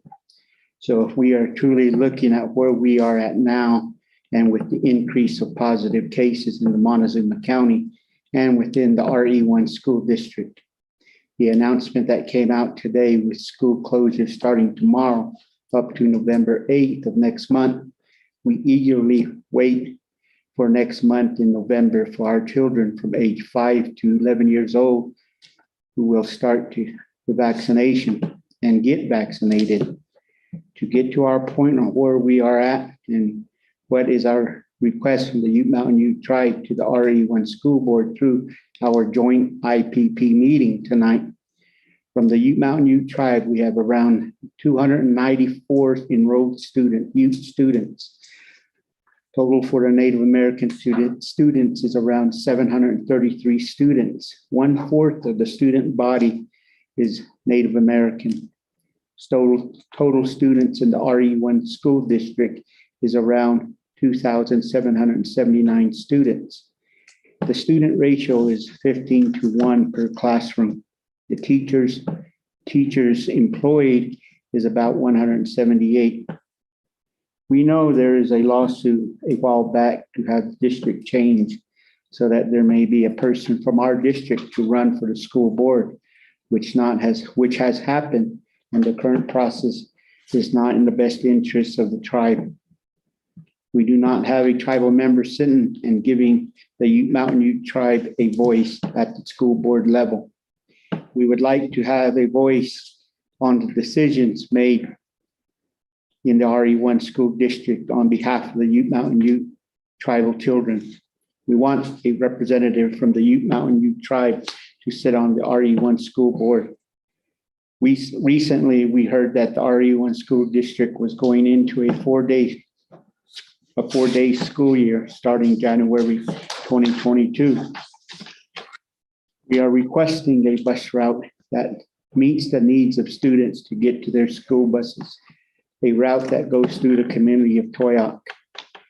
We think that the state of Colorado needs to start legislation to have our RE1 school district be a starting point for a Colorado statewide youth curriculum in the 4th grade under the IPP Indian Policies and Procedures relating to Indian children, 20 USC A statute 7704 under subtitle in general, subtitle 2, Indian tribes are afforded an opportunity to present their views on all programs and activities, including to make recommendation on the needs of those children and how the local educational agency or school district may help such children realize the benefit of such programs and activities. Number 3, parents and Indian tribes are consulted and involved in planning and developing such programs and activities.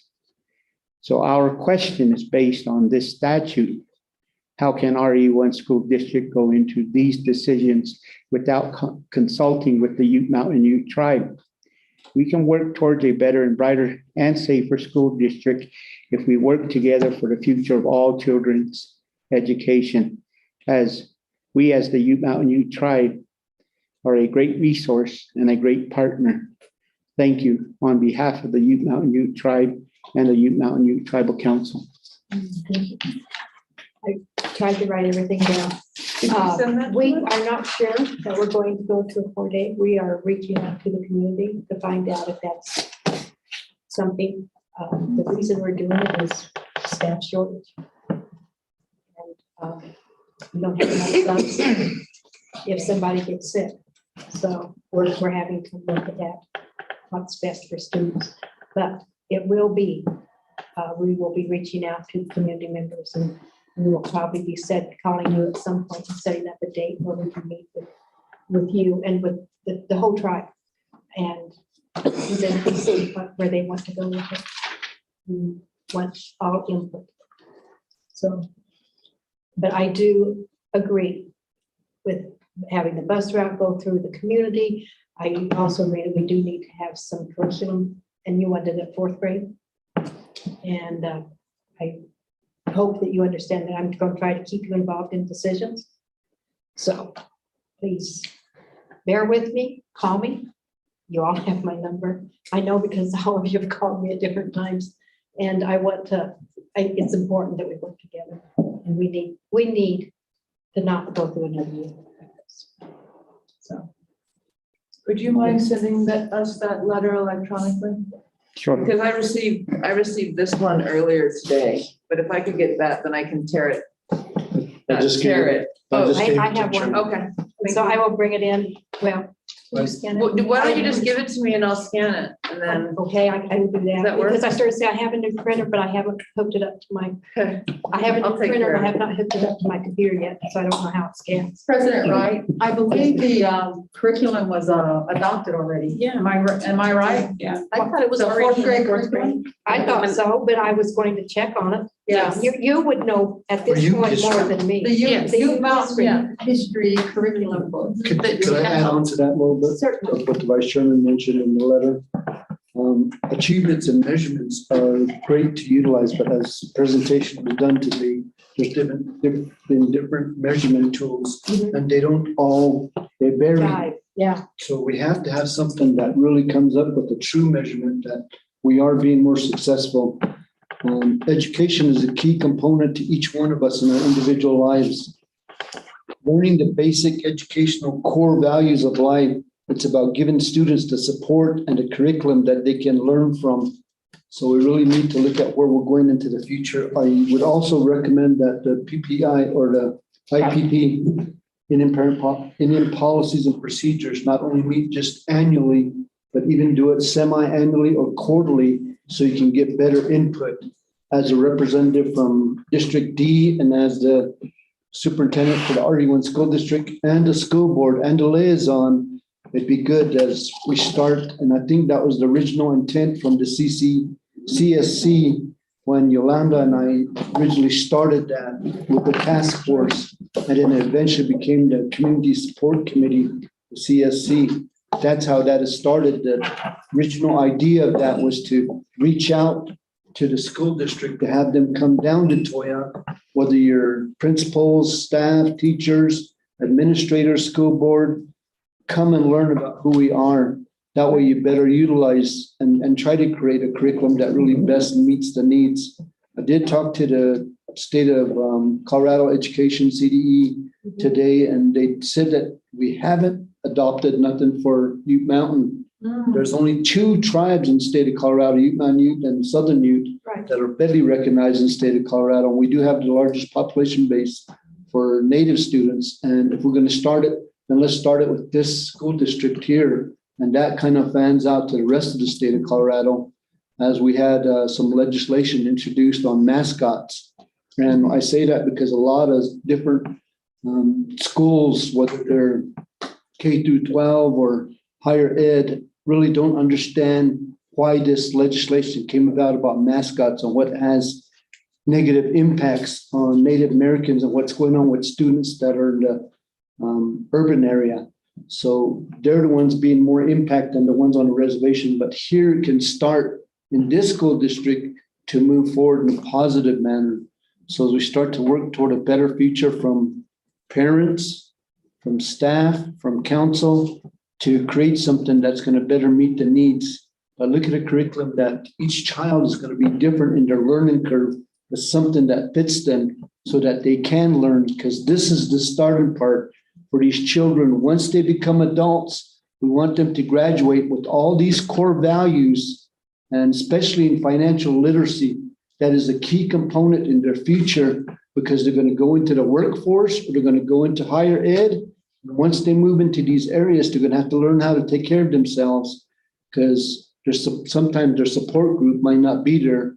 And that's what we faced this time today, is with COVID, with a lot of people passing away because of something that was unforeseen, things that were not written into legislation or plans that were not made to meet the needs. So we have to look at unforeseen circumstances and take that into consideration. So as we start to look at this, we as Ute Mountain Ute Tribe are willing to sit down at the table, not only at a one-time annual IPP meeting, but maybe a quarterly meeting, and trying to get outreach, and also utilizing History Colorado to help out in the your new teachers coming in, just getting them understanding about Native Americans in general. But just wanted to put that on the table. So we really appreciate tonight's meeting. Thank all of you on behalf of the Ute Mountain Ute Tribe and our 2 liaisons for the education department and our staff. Thank you. Okay. And so you reach out within the next couple of weeks for us to start working together.